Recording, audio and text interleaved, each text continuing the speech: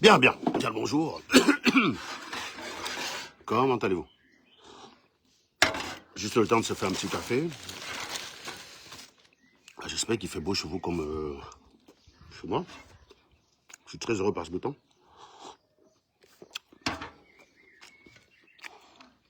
Donc alors, on va parler d'une fessée mémorable, d'une fessée chinoise qui rappelle vendu et honnête de maison que je suis, et à juste titre, les champs de coton. Et Dieu sait, j'ai souvent caressé l'idée de renvoyer beaucoup de... Est-ce qu'on m'entend? Vous m'entendez ou pas, les gars? Vous m'entendez? Je vais peut-être essayer le casque. Non, non, non.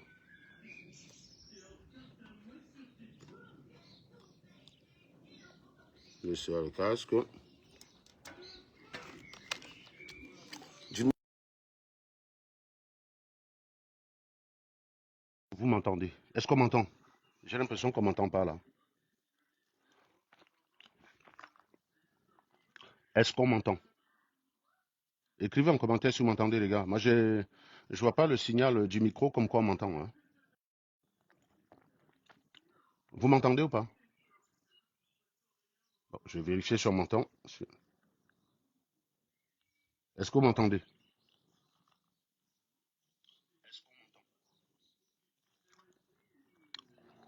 Bon, je vois pas de commentaire en fait. Personne me dit oui ou non. Donc je sais pas, les gars. Permettez-moi de commencer. Vous êtes là censés participer, les mecs. Merci, Gérald. Merci beaucoup. Donc on m'entend très bien. Ben, c'est bizarre, je vois pas le truc vert sur le micro qui signale comme quoi je suis en train de parler. C'est pas grave. Donc je disais tantôt qu'il y a une vidéo qui est sortie cette semaine et qui d'ailleurs vous remarquez que ça ne fait pas du bruit parce que ça n'intéresse pas beaucoup les Africains. Cette vidéo n'aurait été intéressante que s'il y avait un blanc quelque part qui était impliqué. Vous avez remarqué qu'il n'y a pas de blanc. Ça ne choque pas les Africains, ça n'intéresse pas les Africains. Moi, j'ai regardé Facebook, TikTok depuis hier pour essayer de voir si il y a de l'indignation. Par exemple, j'ai cherché dans les posts des abrutis comme Abari Mabael qui est là, qui sont très prompts à aller écouter des giclures, des giclures, des givrés de la cervelle tels que Nathalie Yamb, parce qu'ils croient que ces gens se battent pour l'Afrique. Hier, on a vu une vidéo d'un homme adulte se fait fouetter comme un gamin à l'école primaire. Parce que moi, je dis comme un gamin à l'école primaire au Cameroun, parce que même en Europe, ce n'est plus permis. Ce type de traitement corporel n'est pas humain. C'est méprisant, c'est humiliant pour la condition humaine. Ça ne grandit pas l'homme qui le fait, et ça ne grandit pas l'homme qui le subit. Vivre dans un pays où on peut fouetter des gens comme ça, je trouve, je ne sais pas comment vous arrivez à faire, hein. Chaque jour que je tombe sur ce genre d'image, je me réjouis d'être devenu blanc et de ne plus vivre au Cameroun. Je vous dis, je ne comprends pas parce que là, ça devrait choquer les Nathalie Yamb. Ça devrait choquer Alain Focard. Alain Focard, il est plus intéressé par les meufs qui vont vendre le gésier à Dubaï. Mais ça, c'est leur droit, mon gars. C'est pas un fléau. Toute la source de ce problème vient du fait qu'il n'y a pas d'opportunité en Noirie. Vous avez beau vous mentir que l'Afrique fait rêver les gens, ça ne fait rêver personne. Ça ne fait rêver que les ignares qui sont en Occident et qui écoutent ce genre de giclure à la Nathalie Yamb et à Alain Focard. Ça ne fait rêver que ces gars-là. Toutes ces choses-là sont des conséquences. Pourquoi on ne vous parle pas d'influenceurs américains qui vont vendre le gésier à Dubaï? Pourquoi on ne vous parle pas de ça? Pourquoi on ne vous parle pas de ça?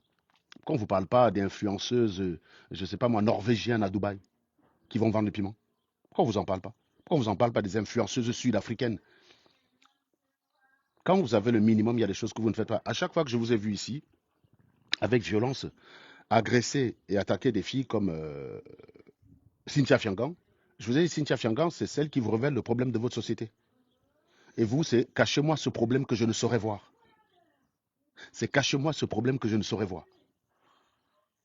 Parce que vous n'êtes pas humain. Vous n'avez pas une approche humaine dans ce que vous faites. Vous avez une approche barbare. Vous ne retrouvez un semblant d'humanité dans votre parcours que lorsque dans l'équation, il y a le blanc. En fait, le blanc, c'est votre facteur intégrant. Pour ceux qui ont fait un peu les formes différentielles, les mathématiques, ils comprennent ce que ça veut dire. C'est le blanc qui te permet à un moment donné de retrouver ton humanité. Le blanc, c'est le facteur intégrant qui, appliqué au noir, lui permet de retrouver son humanité. En mathématiques, on dit qu'un facteur intégrant, c'est une fonction qui, multipliée par une forme différentielle, la rend exacte. Et donc facile à intégrer. Et le blanc, il est ça. Ah bah, vous êtes n'importe quoi. Vous êtes une forme différentielle quelconque, dont l'intégration est un peu complexe, jusqu'à ce que, hop, le blanc, facteur intégrant, hop, vous redevenez humain. Moi, j'ai vu des gens, quand j'ai posté la publication, pour dire que je vais en parler, les gens me disent non, il mérite. Si je m'en tiens à Zuimanto, que je ne peux pas toujours croire sur parole, parce que je ne peux pas dire que ce qu'il a dit est vrai. Moi, je le prends Zuimanto au sérieux que quand il me présente des données qui sont vérifiées. Mais sa parole, je ne le prends pas au sérieux, parce qu'il y a beaucoup de racontants. Les Noirs, c'est des déformateurs. Le fameux, comment on appelle ça, le fameux téléphone arabe. L'information se déforme en se propageant. Donc, je ne vais pas le prendre au sérieux pour ça. Mais d'après ce qu'il dit, donc je vais parler au conditionnel, il affirme que cette fessée serait due au fait que le mec a volé des pâtes. Et c'est pas la première fois. Vous vous souvenez le gars qui suit un Sion dans les bananeraies du Openja disait à Paul Biya le gros cul de sa maman. Vous vous souvenez de ce gars-là ou pas? Ce mec qui a été arrêté, j'étais en prison.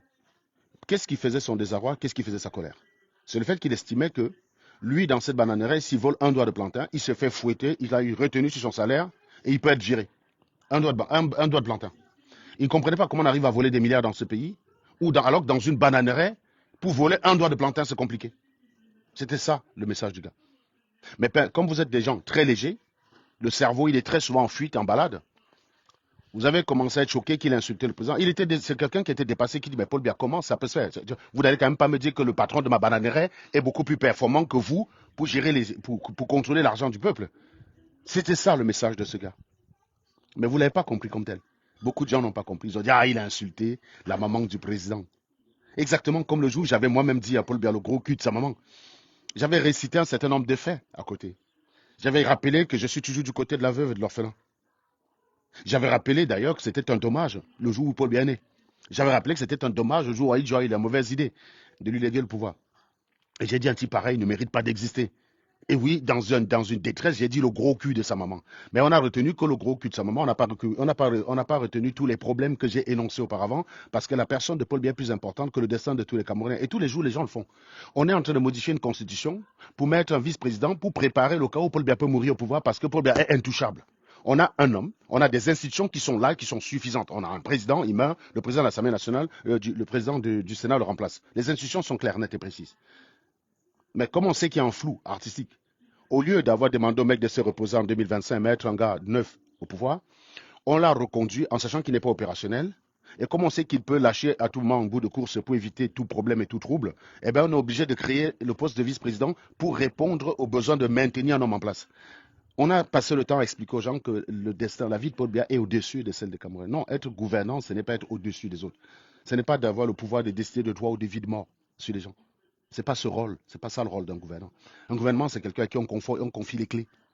On dit, vas-y, il faut bien toujours quelque part un représentant. On ne peut pas dire à tous les Camerounais, il y a 30 millions, quand on veut faire un truc, on consulte 30 millions de Camerounais, c'est ingérable. C'est ingérable. La théorie du choix démontre déjà qu'à partir de 3 choix possibles, à partir de 3 choix, il est impossible de mettre tout le monde d'accord. Dès que tu dépasses le nombre 3, il est impossible de mettre tout le monde d'accord. Vous arrivez dans un restaurant, vous voulez préparer une fête, vous faites plusieurs propositions de menus à une dizaine de personnes de sélectionner. Je ne sais pas, vous avez 7 propositions de menus et vous faites choisir à 10 personnes. Vous n'aurez aucun choix qui respecte la volonté des 10 personnes. C'est à la base d'un théorème mathématique qu'on appelle le théorème d'impossibilité d'Arros. C'est un économiste qui l'a démontré dans les années 73, Kenneth Saros. Vous ne pouvez pas. Donc vous êtes obligé de faire un choix à un moment donné. Donc si on a des dirigeants, c'est justement pour qu'on dit, on t'a élu, on te fait confiance dans le fait de mener le pouvoir bien. Mais est-ce que la confiance exclut la méfiance? Non. On part toujours du principe qu'une personne peut se tromper seule, mais quand ils sont deux à décider, ça limite les chances de se tromper. C'est pour ça que dans un cockpit, vous avez souvent deux pilotes. Et que les cas de figure où les deux pilotes prennent la mauvaise décision au même moment, où il y en a un qui prend une mauvaise décision, l'autre ne réagit pas, elles sont tellement rares que ça cause des drames. Regardez la catastrophe du Rio-Paris. Vous avez 3 bonhommes dans le cockpit, aucun n'a pris la bonne décision. Ce cas de figure est très rare. En général, on démontre mathématiquement que lorsqu'il y a plusieurs entités dans un système, les probabilités d'erreur, enfin, encore une fois, il faut bien préciser, des entités libres. Parce que si ces entités ne sont pas libres de s'exprimer et sont obligées d'avoir une parole ordonnée, il y a un biais. Il y a un biais. Donc ça ne peut pas être le reflet de la vérité. Je ne sais pas, moi, vous prenez des giclus qui sont au Mali, qui sont astreints à dire Assimi Goïta, parfait, tu es parfait, tu es parfait. Même s'ils sont nombreux, ça vaut rien, ça vaut la parole d'une personne parce qu'il n'y a pas de liberté. C'est ce qu'on appelle l'effet de grappe. On appelle ça en statistique l'effet de grappe. L'effet de grappe, quand on veut mesurer la cohérence d'un groupe, on essaie d'éliminer l'effet de grappe. Qu'est-ce qui fait que A dise ce qu'il dit parce il suit l'effet mouton? Ce qu'on veut, c'est l'indépendance. Ce qu'on veut, c'est qu'il le fait ce choix de façon indépendante. S'il le fait parce que son papa l'a endoctriné depuis tout petit à le faire, il n'est pas indépendant. Ça s'appelle un effet de grappe. Tu dois te dire compte de ça et ça a tendance à augmenter la taille de l'échantillon. Quand dans une société, des effets de grappe sont possibles, la conséquence, c'est que ça augmente la taille de l'échantillon minimal pour considérer qu'on peut être représentatif. Quand les gens, si vous êtes dans une société comme le Cameroun où les gens sont parfaitement indépendants, une cinquantaine de personnes peuvent peuvent être représentatives de l'opinion des Camerounais. Mais en général, il y a l'effet de grappe. C'est-à-dire que quand tu as un boulot qui n'a pas le droit de dire que Cam, tu es un bon type, parce que s'il dit que Cam, tu es un bon type, on va commencer à lui dire que toi, tu commences à venir avec tes affaires d'un galafi à la maison, on va le marginaliser. Comme on dit chez les musulmans, on va le tekfiriser, c'est-à-dire qu'on te met de côté, qu'on dit tu n'es plus du groupe. Donc, euh, donc, dans ce cas de figure, cette personne qui dit Paul Biya est un bon présent, il subit ce qu'on appelle l'effet de groupe qu'il faut quantifier quand tu fais ton échantillonnage. Donc, évidemment, quand vous mettez plusieurs personnes, ça limite les possibilités de se tromper. C'est la raison pour laquelle il y a des contre-pouvoirs. C'est-à-dire on donne les clés au président, mais on dit oui, mais enfin, il faut quand même des organes de contrôle. Tu vas quand même pas donner ta clé en main comme ça bêtement. Vous savez qu'au jour d'aujourd'hui, depuis que les capteurs GPS existent, les lois de voiture vous donnent les clés de la voiture de location, mais ils tracent la voiture partout où elle va. Donc, ils te donnent les clés, mais ils gardent l'organisme de contrôle derrière. Parce qu'on ne sait jamais. D'ailleurs, quand vous êtes aux États-Unis, lorsque vous louez une voiture, il y a des États dans lesquels vous n'avez pas le droit de partir. Quand vous louez une voiture à New York, vous avez le droit d'aller en Pennsylvanie, New Jersey, dans le Maryland et à Washington, dans le Massachusetts, juste à côté. Tu n'as pas le droit, par exemple, d'aller dans le New Hampshire. Tu n'as pas le droit. Tu n'as pas le droit d'aller dans l'Ohio. Tu n'as pas le droit. Si tu vas dans l'Ohio, ça se détecte. Si quand tu vas venir rendre la voiture, tu vas être chargé, comme on dit aux États-Unis. Tu vas être chargé. You will be charged. Voilà, c'est comme ça. Parce qu'ils ont vu que tu es sorti de l'État. Donc, quand ils te donnent la voiture, ils te donnent les clés, ils te traquent derrière. La confiance n'exclut pas la méfiance. On te donne la voiture parce qu'on sait que la plupart du temps, quand on te donne à un monsieur, il revient la rendre. Il n'a aucun intérêt à se barrer avec. Tu n'as aucun intérêt à te balader avec une voiture, avec une plaque d'immatriculation marquée recherchée, avec toutes les caméras qu'il y a partout aux États-Unis, en Europe. Tu as très peu de chances de t'en sortir avec ça. Mais on ne sait jamais. On met quand même un mini capteur de GPS dessus pour tracer la voiture. Donc, de temps en temps, le loi, il regarde, dit, ah ouais, ok, ça va, elle roule, il n'y a pas de problème. Il est toujours dans les limites qu'on a prescrites. C'est comme ça.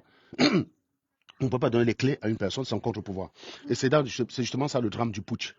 Le drame du putsch, c'est de dire qu'il y a un mec, parce qu'il a une tenue, parce qu'il a une arme, et parce qu'il est susceptible de faire peur aux gens, eh ben, il est apte à décider. Parce qu'il peut décider vite, il peut bien décider. Parce que le putschiste, c'est ce qu'il donne comme impression. Il donne comme impression qu'il peut aller vite. Il ne débat pas. Non, non, non, non, non. Vous vous souvenez des scènes de Dadis Camara? Viens ici, viens ici, tournez-vous, regardez la scène. Et moi, je me souviens, en 2010, je trouvais ça pitoyable. Les gens me disaient, mais comment ça, Serge? Enfin, un président qui agit. J'ai même discuté une fois avec un de mes oncles qui était policier. J'ai dit, mais vous êtes sérieux là? Ça s'appelle du théâtre. Ça vous fait plaisir parce que vous vous comportez comme des gamins. Tournez-toi là. Monsieur là, vous avez quel âge? Vous êtes quoi, ministre de la Justice? Vous avez quel âge? 70 ans. Ben, c'est vous qui volez l'avenir des enfants ici. Hein? C'est vous qui volez l'avenir des enfants. Vous êtes à la retraite dès maintenant. Oh, les gens applaudissent à la salle. Oh, Dadis Camara, Dadis Camara. Les gens, ils applaudissent. Hein? Ils applaudissent. Vous êtes à la retraite dès maintenant.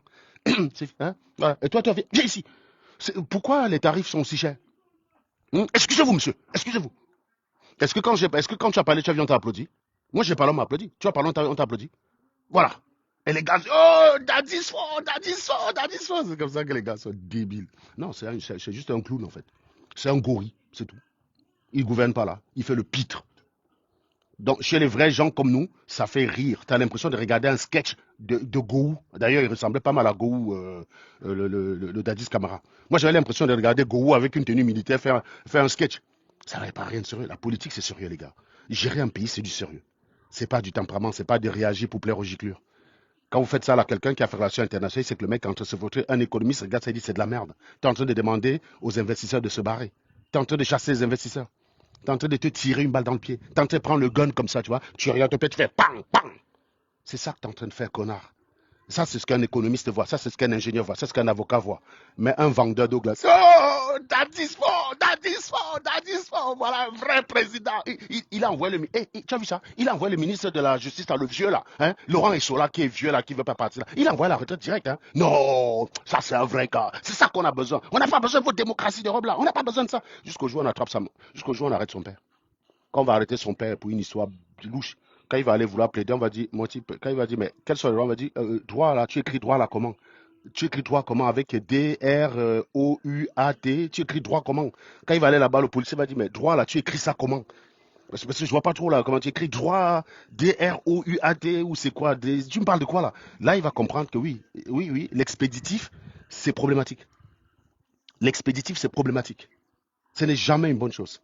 Quand vous voyez, on prend des procès pendant 3 semaines, c'est parce qu'il y a une maxime qui est très simple. Il vaut mieux se tromper et laisser un coupable en liberté que de mettre un innocent en prison. Il vaut mieux s'en prendre. Il vaut mieux laisser un coupable se barrer que de s'en prendre à un coupable, à un innocent. On dit au voleur, au voleur, au voleur. S'il y a doute, vous ne faites rien. Laissez les deux parties. Si vous n'êtes pas capable de dire dans le groupe, dans les deux personnes qui ont volé, qui a volé, laissez les deux parties. Ne tuez pas, ne dites pas, ne choisissez pas un par hasard pour tuer. Ça, c'est pas la justice. C'est l'arbitraire. Tu regardes un. Le gars, tu t'appelles comment? Kamga. Et toi, tu t'appelles comment? Mbaga. Non, c'est que les Bamila, c'est des voleurs. Donc, on dit que c'est qui le voleur? C'est pas moi. Tu dis, c'est pas moi. Bon, on ne sait pas lequel des deux. Toi, tu t'appelles Kamga, non? Toi, c'est que les Bamila dans le vol, là, vraiment, gars, tapez-le, dis donc. Mbarga rentre chez toi, tapez-le. Voilà votre justice, en fait. C'est ça le genre de justice qu'on a au pays. C'est ça la justice camerounaise. C'est ça la justice noiresque. Et ça, les Nathalie Yamb, les Semi Kebab, les Nyamklin Francis, ils n'en parlent jamais. Il n'y a pas de problème, hein. Le Cameroun, c'est génial. Le seul problème de la noirie, c'est la France. La France. Je ne sais même d'ailleurs pas comment on écrit France, la P-H-R-A-N-X-E, je ne sais pas moi. La France. Vous écrivez ça comment? J'entends tout le temps parler, je ne sais pas qui c'est le mot France. Est-ce que c'est moi, France? Est-ce que c'est Franklin Yamsi, il est français? Est-ce que c'est Sadio Camara, le général qui est tombé récemment? Il est français. Il avait une carte d'identité française, le gars. Donc c'est un général français tombé.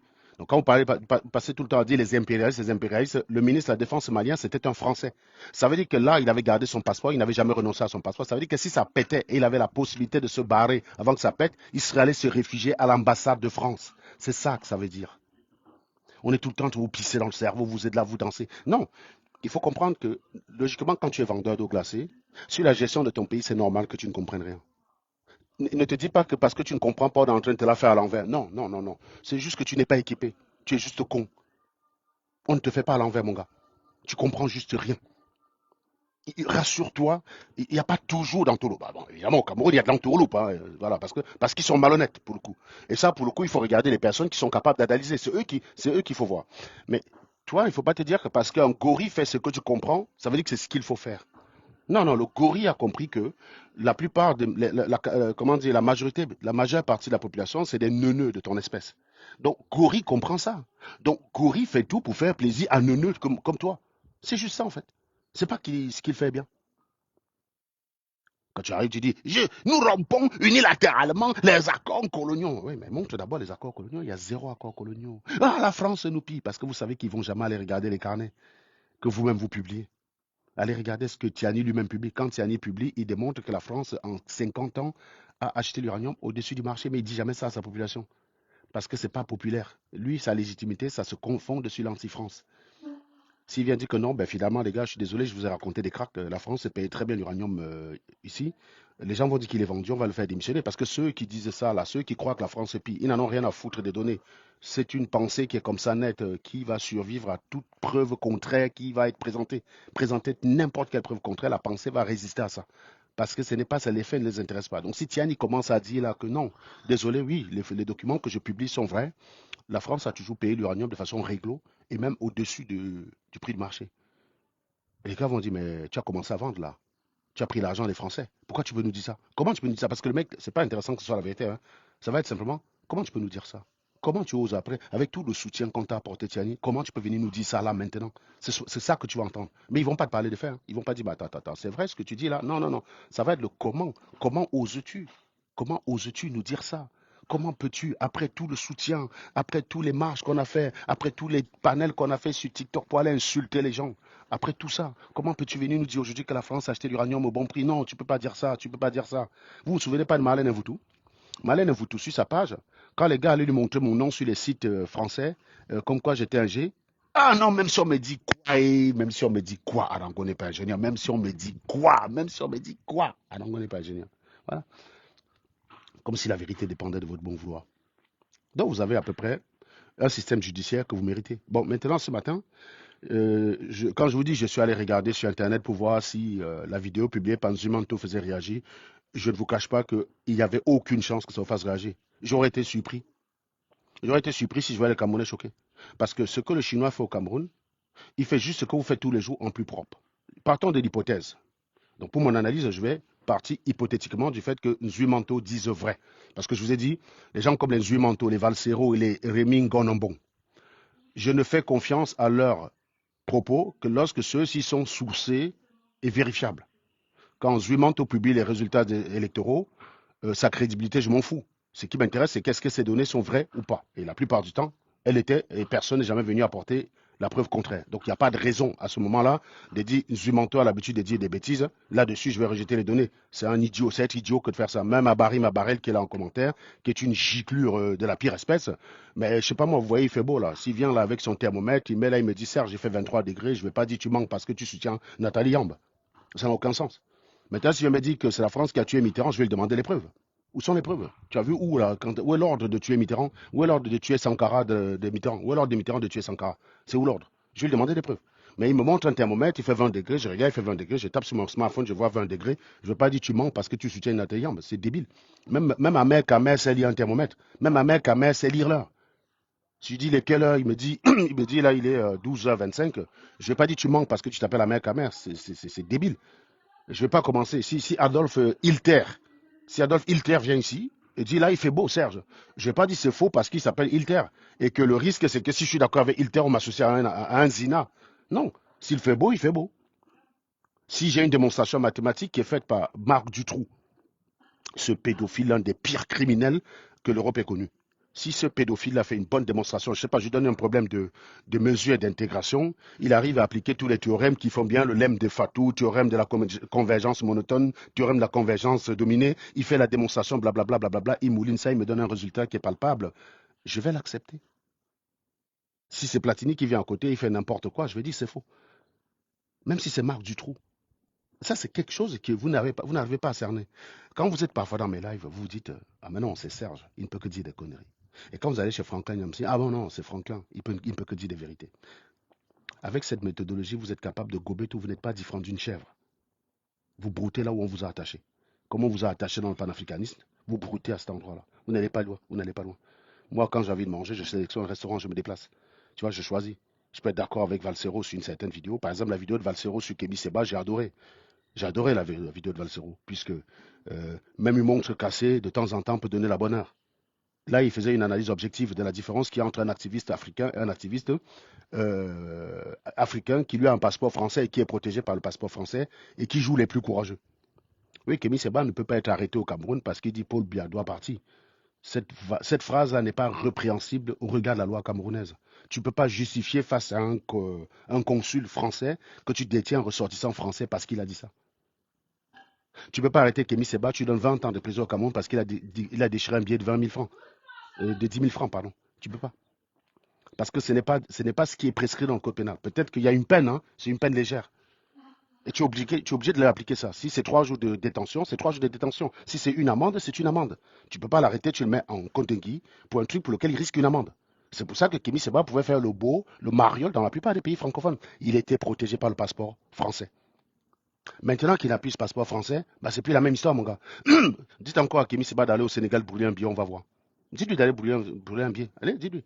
C'est là où vous comprenez que ces gars, ils sont là tous les jours, ils insultent la France, ils insultent la France. Mais en fait, non, ils sont protégés par la France. Parce que la France, que tu l'aimes ou tu l'aimes pas, dès que tu es ressortissant, on te traite comme un Français de souche qui a ses ancêtres dans ce pays depuis la nuit des temps. Je ne connais pas une seule expérience dans ce pays où, malgré mon passeport Bordeaux, j'ai été discriminé en raison de ma couleur de peau. C'est pas parce que c'est écrit sur mon passeport né en Bouddha, un coin perdu, que je suis moins bien traité que Magali qui est née en Nantes. J'ai jamais connu ça. Mais dans votre fantasme, c'est le cas. Vous avez des gens qui disent ouais, reste en France autant que tu peux. Ils vont toujours te conseiller comme ça. Non, non, non, non, non. Que ce soit aux États-Unis, partout, quand je sors mon passeport Bordeaux, je suis traité comme un Français. Je n'ai jamais été aux États-Unis. On me demande tu es né où quand j'étais aux États-Unis. Quand je disais j'étais français, quand j'allais dans les endroits touristiques, je disais j'étais français. On me racontait l'amitié qu'il y a entre la France et les États-Unis. Mes ancêtres n'étaient pas français au moment où ils ont réalisé ces belles prouesses. Mais ces guides étaient contents de montrer qu'ils sont reconnaissants envers la France et que je suis le représentant de cette France-là. Il n'y a pas de discrimination. Kémy Seba, quand il passait quelque part son passeport français, il était traité comme un Français. C'est pour ça qu'il pouvait faire autant de boucans. Maintenant, là, s'il passe avec son passeport quelque part, avec un passeport nigérien, on va l'arrêter comme on l'a arrêté en Afrique du Sud. On te cueille. On te coupe, comme on dit au Cameroun. Paf, on te met au youf direct. C'est ce qui s'est passé, les gars. Donc, vous voyez que les gars... Attendez, je vais mettre le parasol. Mag, tu fais quoi? Tu fais quoi? Tu peux m'aider à mettre le parasol, s'il te plaît?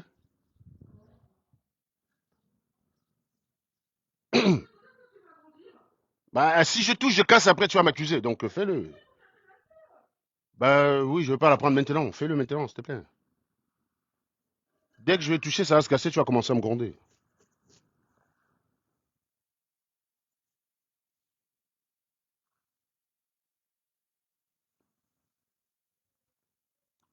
Donc voilà, donc on a attrapé l'animal. Parce que l'animal n'a plus de passeport. Et la vidéo de Valsero, justement, dans ce sens, m'a plu. Parce que Valsero a dit, en fait, dans l'ensemble des influenceurs, soi-disant activistes, il y a la Champions League, il y a la nationale. La nationale, c'est le petit influençon, là. Hein? Vas-y. Non, ils ne savent pas. Ouais. On soulève un peu, d'un cran. J'appuie sur la poignée, tu soulèves d'un cran. Max, je veux m'expliquer ça. Tu m'expliques ça après. Tourne juste, Marc. Plusieurs fois, au bout d'un moment, là, tu secoues pour que ça s'écarte un peu. Ouais. Et après, tu ouvres en tournant. Bon, vas-y, tourne, s'il te plaît. Merci beaucoup, Marc. Ah, bah voilà. Merci beaucoup, ma puce. Tu es très gentil. Et puis quoi, parce qu'ils y arrivent avec la machine à laver, je dois maintenant y arriver moi aussi. Non, mais il manquerait plus que ça. Non, non, je veux pas que ça à faire, moi. Il y a plein de choses dans cette maison que je sais faire mieux. Il va pas me demander de mettre la machine à laver ou la vaisselle, je ne sais pas faire. Et j'ai pas envie de savoir faire. Diantre. Donc, que disais-je? Donc, je disais tantôt que petite scène de ménage, ça va de soi. Euh, euh, à qui? Sean! Il y a quelqu'un qui dit, après grande minute de bavardage, on ne sait pas toujours grand-chose. En fait, Abarim, tu n'es jamais vu dans mes lives. Moi, je suis en freestyle. Il y a tellement de problèmes en Afrique qu'il est difficile de se concentrer sur un seul problème. Moi, je peux parler des problèmes généraux en attendant que les gens s'installent.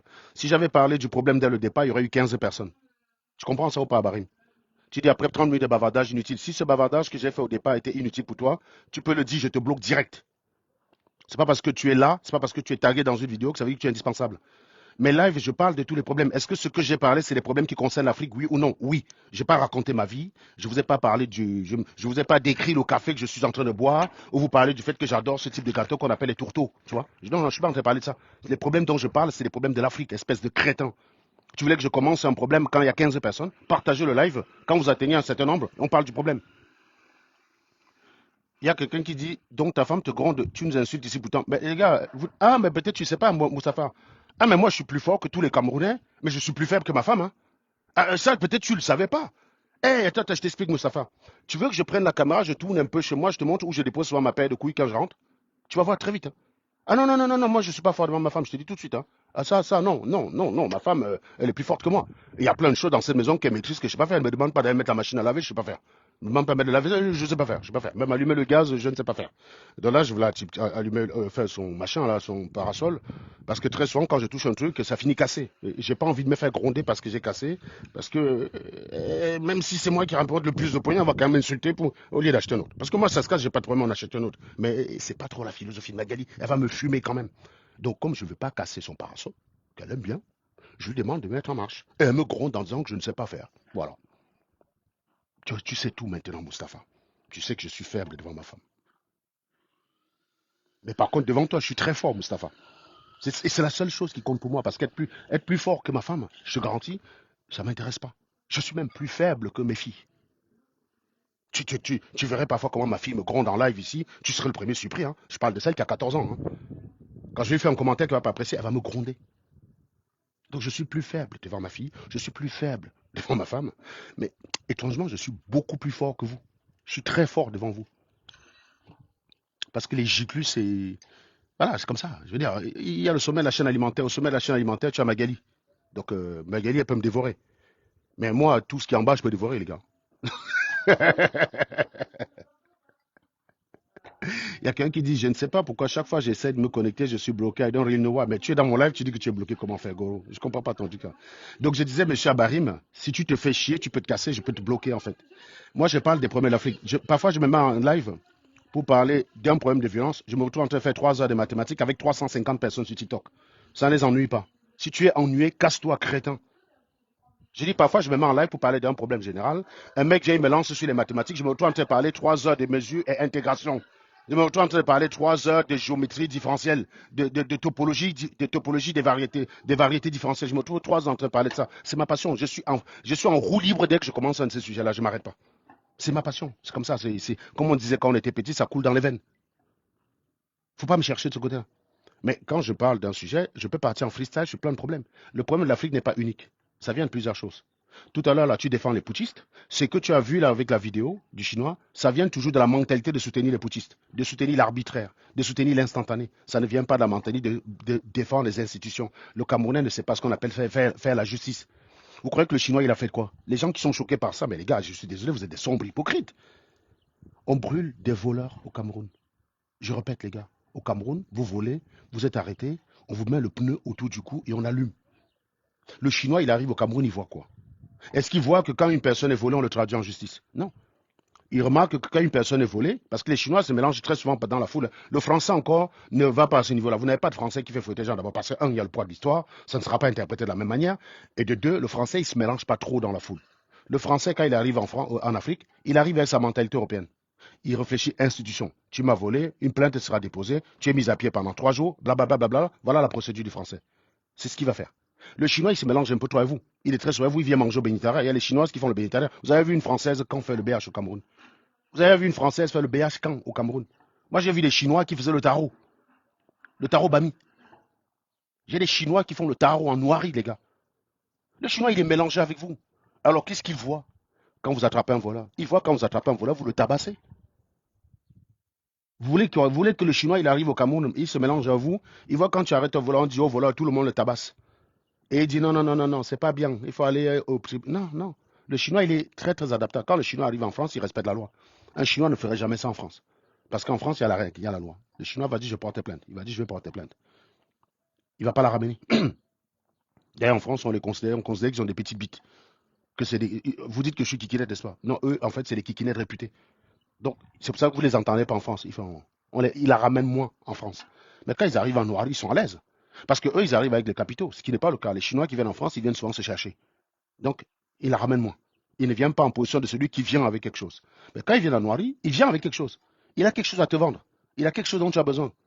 En réalité, il n'y a pas beaucoup de choses que toi, tu as dont il a besoin. Donc, il arrive avec sa mentalité et il s'adapte. Il voit que tu fouettes ton frère quand tu l'attrapes. Tu appelles un gars mon frère. Il te voit 10 minutes il te voit 10 minutes en train d'être parmi les gens qui le tabassent. Soit disant il a volé. Il a vu, tu l'appelais mon frère le matin, vous étiez au bénétariat ensemble, tu mangeais, tu l'appelais. Hé mon frère, tu as regardé le match du PSG, le Bayern? Non, c'était la magie. Oh, mon frère, non. J'attends le retour mardi là. Non, ça va chauffer mardi. Le mardi soir, ça va être une sacrée soirée. En tout cas, mon frère, à plus tard, hein, il va travailler.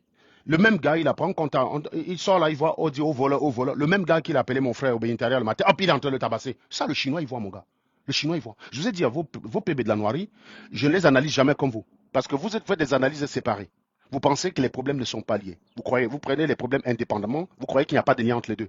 Moi, je suis là pour faire le lien. C'est pour ça que oui, monsieur Abarim, tu m'entends parler depuis 40 minutes de toute autre chose sauf ce problème-là. Parce que j'ai introduit qu'est-ce qui arrive à ce problème. Mais comme vous êtes des écervelés, vous avez l'habitude d'écouter Nathalie Yamb, vous raconter les histoires, l'abstraction, le raisonnement, la capacité à faire les liens, vous n'avez pas. C'est pour ça que je vous dis, c'est pour ça que les Noirs, même un Noir qui a un très bon niveau scolaire, échoue au test du QI.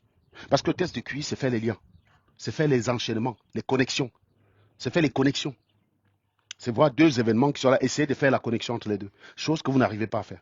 Moi, j'ai des gens qui vous disent Sarkozy a tué Kadhafi. Tu dis ok, très bien. Tu connais Fethi Arbel? Il ne connaît pas Fethi Arbel. Il ne connaît pas le gars. Comment il s'appelle le gars là qui s'est cramé à Sidi Bouzid? À Sidi Bouzid. Le gars, monsieur qui s'était miaulé là, si quelqu'un se rappelle de son nom, mettez-le en commentaire. D'où est parti le printemps arabe? Il ne sait pas. Il ne comprend pas que la chute de Kadhafi, ça part de la Tunisie. Parce qu'il ne peut pas faire le lien. Tout ce qu'il retient, c'est qu'on a bombardé la Syrie, la Libye, Kadhafi est mort à la tabassé, mais tout ce qui a commencé avant, il n'en a rien à foutre. La seule partie qui l'intéresse, c'est quand la France rentre dans l'équation. Je vous ai dit, France, c'est facteur intégrant. Les matheux de cela, ils vont comprendre. Je rappelle, hein, notez bien facteur intégrant. Vous pouvez essayer d'aller regarder ce que c'est. C'est niveau 2 en mathématiques. C'est pas très simple, donc il faut avoir un certain niveau en mathématiques. Mais c'est un truc que moi, je retrouve beaucoup dans la vie. Parce que facteur intégrant, c'est une fonction qui vient te faciliter la vie. C'est une fonction qui te permet de régler un problème, qui te permet de te rappeler d'une chose, qui te permet... ouais, c'est vraiment une fonction facilitatrice. Voilà. Tu le multiplies par une forme différentielle, elle devient exacte. Et là, du coup, tu peux intégrer facilement. Très simple. Eh bien, le noir, pour qu'il devienne humain, pour qu'il retrouve l'amour fraternel, il faut qu'il y ait le blanc dans l'équation. Sinon, il s'en bat les couilles. Ce qui se passe en Afrique du Sud. Avez-vous vu Nathalie en parler à Barim? Tu as vu Nathalie Yam s'exprimer là-dessus? Non. Parce qu'elle n'en a rien à foutre. Il y a pas matière à pleurer, il n'y a pas matière à réunir les foules. Réunir les foules sur le fait que des Noirs se tabassent entre eux, non, on s'en fout. Ils sont habitués à ça même au Cameroun. Tu parles de quoi là? Même au Cameroun, ils se fracassent à gueule entre eux. Non, donc tu vas faire quoi? Tu vas faire pleurer un Noir parce que des Noirs se font tabasser en Afrique du Sud par d'autres Noirs. Come on, guys. Come on. Non, tu vas pas. Tu vas pas. Et Nathalie Yambe, elle le sait. Elle sait que ça ne va attirer personne. Ce qui se passait en Afrique du Sud, il y aurait juste un blanc dans l'équation, le problème était réglé. Et si par malheur, ce blanc était lié à la France de très loin, c'est-à-dire qu'il descend d'une famille française qui est arrivée là-bas au XVIIe siècle, on allait les déterrer ça pour dire, il s'appelait avant Monsieur Martin. Quand on va à son ancêtre en 1730, son ancêtre c'est Monsieur Martin, vous voyez ça c'est encore la France. Et là Nathalie on pouvait maintenant dérouler son plan. C'est ce que vous faites tout le temps. Hors sujet, hors sujet. Ce qui s'est passé au Mali, vous avez parlé de France. Moi on a eu des gens de la Zawad dans nos lives. On leur dit, vous avez la France, et bien, dit, vous avez vu quelle arme française? Les armes qu'on a, c'est les armes russes qu'on a saisies, c'est les armes des FAMAS. Alors que tu vas voir des giclus comme Abari Mabarel aller écouter Nathalie Yambe. Et qui arme les terroristes là? Vraiment, la femme s'y parlait. Les gars, quand tu y as mot une gars, je vais vous dire une chose. Hein. Quand tu y as mot une gars, au lieu, arrête d'aller jouer les rats sur Internet. Écris la meuf inbox, tu dis ton poitou m'intéresse. C'est simple. Tu lui dis, mec, j'en ai rien à foutre de ce qu'il y a dans ton cerveau. Vous n'allez jamais vous faire remarquer comme ça, les gars. Moi, je vous dis, vous ne pouvez jamais vous faire remarquer. J'ai souvent l'impression que ça, c'est plus de l'idolâtrie ou bien du fantasme. Moi, j'ai vu des gens pareils. C'était les gens qui venaient m'attaquer au nom d'un Voutou. Quand tu allais regarder les commentaires d'un Voutou, tu sentais qu'ils étaient plus intéressés par la personne d'un Voutou. Ils voulaient ça. Mais si tu veux le gésier d'un Voutou, elle s'ennuie dans son couple. Écris-lui. Tu dis, je peux t'inviter dans un restaurant, je vais payer, t'inquiète. Je vais mettre le carburant, j'envoie Uber, il vient te chercher chez toi. Tu n'as pas de, tu ne peux pas mettre l'essence, tu n'as pas de carte bancaire. J'envoie Uber, il vient te chercher. On va quelque part, je te pine. Tu as plus de chances comme ça que d'être l'idiot qui va dans les lives et écrit vraiment, tu parles très bien quand elle dit des grosses conneries. Elle-même, elle sait que c'est des conneries qu'elle dit. Elle le sait. Donc quand elle voit un Nina comme tu as venu gober ça, elle te plaint. Ne crois pas qu'elle en a quelque chose à foutre de toi. Elle sait que c'est des conneries. Ces gens savent que c'est de la débilité.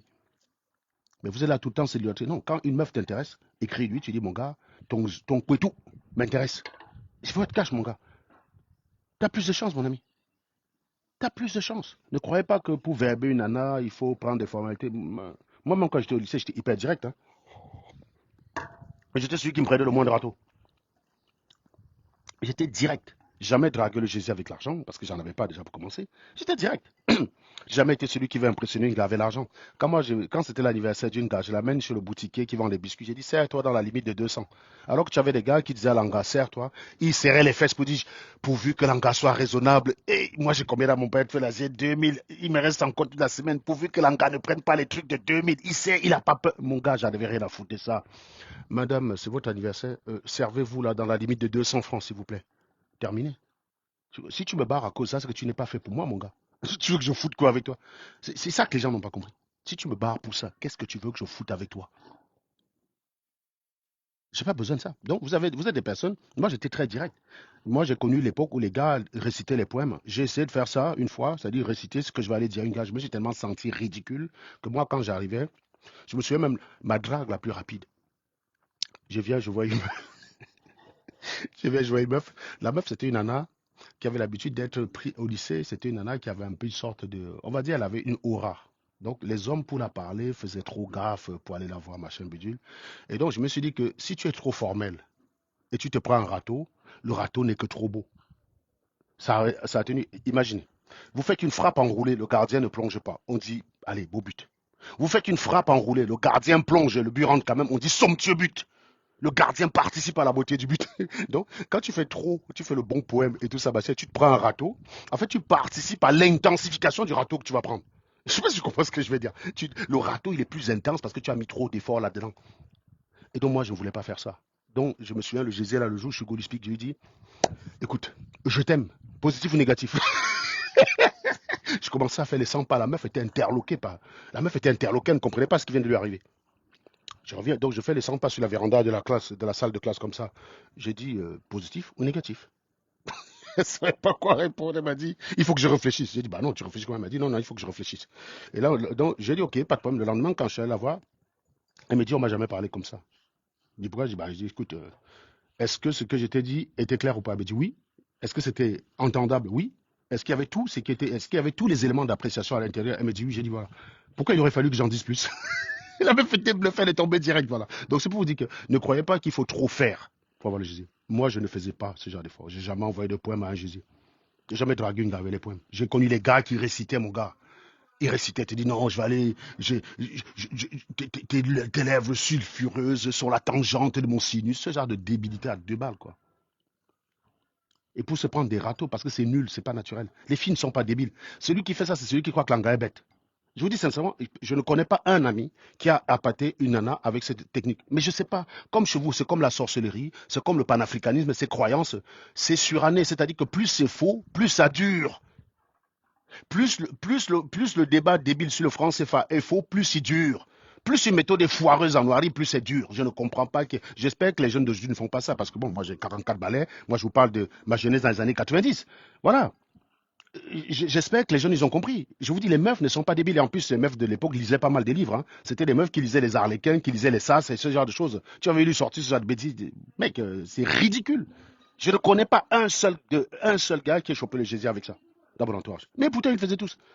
Ils envoyaient des lettres. J'ai jamais signé une lettre à un gars. Je connais même un qui avait envoyé la lettre, la meuf a corrigé. J'ai dit, oh putain. Voilà. Moi, la seule fois où j'ai envoyé une lettre à une meuf, c'était pour la fumer. On n'avait pas encore les emails. Je venais d'avoir le bac. Il y a une meuf avec qui je flirtais quand elle faisait terminale. Elle est partie à l'université de Chang. Quand elle est partie à l'université, elle a commencé à me prendre de haut. Donc, quand je suis arrivé à l'université de Yaoundé, elle allait en deuxième année. Donc, un jour, je croise mon ami Elvis, qui est à Yaoundé. Il est en train d'aller à Chang. Je dis, tiens, je vais faire une lettre. La meuf s'appelait Éponine. Donc, elle s'appelait Éponine. Son papa était prof de lettres ou prof de théâtre, un truc comme ça. Donc, Éponine, ça doit être des noms qu'il y a dans les trucs théâtrales là. J'ai pris un journal, papier. Vous savez, quand vous allez au bénétariat, on vous emballe le beignet avec un papier.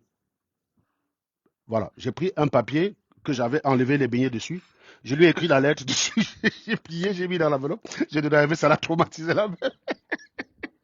Ils en ont parlé de ça. C'est la seule fois où j'ai écrit une lettre en papier à une lettre. Voilà. Donc c'était ça en fait. C'est le papier avec l'huile du beignet dedans. Donc elle voyait très bien que c'est le papier d'emballage sur lequel j'avais écrit le mot que j'avais. Je peux garantir que la meuf, elle te regarde plus n'importe comment. Donc quand tu lui parles, tu dis fais ça, elle fait, ne discute pas. Voilà. Donc j'étais très hautain. Et en fait, finalement, j'avais beaucoup plus de résultats parce que ça intriguait. Le culot que j'avais intriguait les gens. Parfois, moi, j'aimais, même dans ma pauvreté, avoir eh ben, la frime. J'habitais à la cité étudiante qu'on appelle Cité Mandela. Donc ceux qui ont fait Bonas et qui sont dans les commentaires, reconnaissez-vous, écrivez-le en commentaire. J'habitais à la cité Mandela. Et juste en face de la cité Mandela, je crois qu'il y avait une cité qui s'appelait SAS City. J'aimais souvent prendre mon siège blanc. Vous savez, les fauteuils en plastique blanc, là. Je m'assois là-bas. Je prends un tabouret, je pose mon pied dessus. Je prends un autre tabouret, je mets de côté. Je prends un Coca-Cola, je mets là mes pieds. Comme si je suis près de la plage. La plage, je l'avais dans ma tête.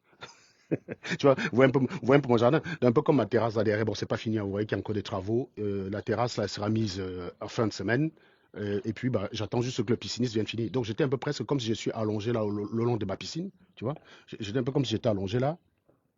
Mais c'était dans ma tête la piscine, gars. Quand un gésier passait, je dis, elles venaient toutes.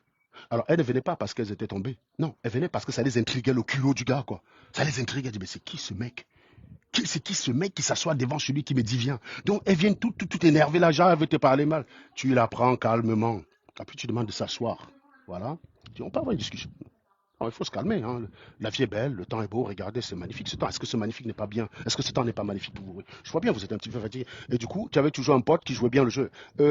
Anatole, tu as un Coca-Cola pour l'Angassi. Bon, évidemment, la boisson était imposée parce que je ne sais pas, moi, une gars qui a bu la bière déjà. Donc, si je suis en train je ne peux jamais te guiller la bière, jamais. Je ne peux pas m'opiner une gars qui a bu la bière, c'est impossible, c'est impossible. Donc, c'était directement imposé ta boisson, hein. Bring-lui un jus là-bas, Coca-Cola. Si elle dit non, je ne veux pas Coca-Cola, tu prends quel jus? Et c'était clair et net. Si tu dis alcool, c'est niet. Non, non, non, je ne te donne pas la bière, mon gars. J'ai les intentions. Comment tu veux que je te donne la bière? Ça va me casser mon truc. Si tu bois la bière, c'est fini. Tu ne m'intéresses plus.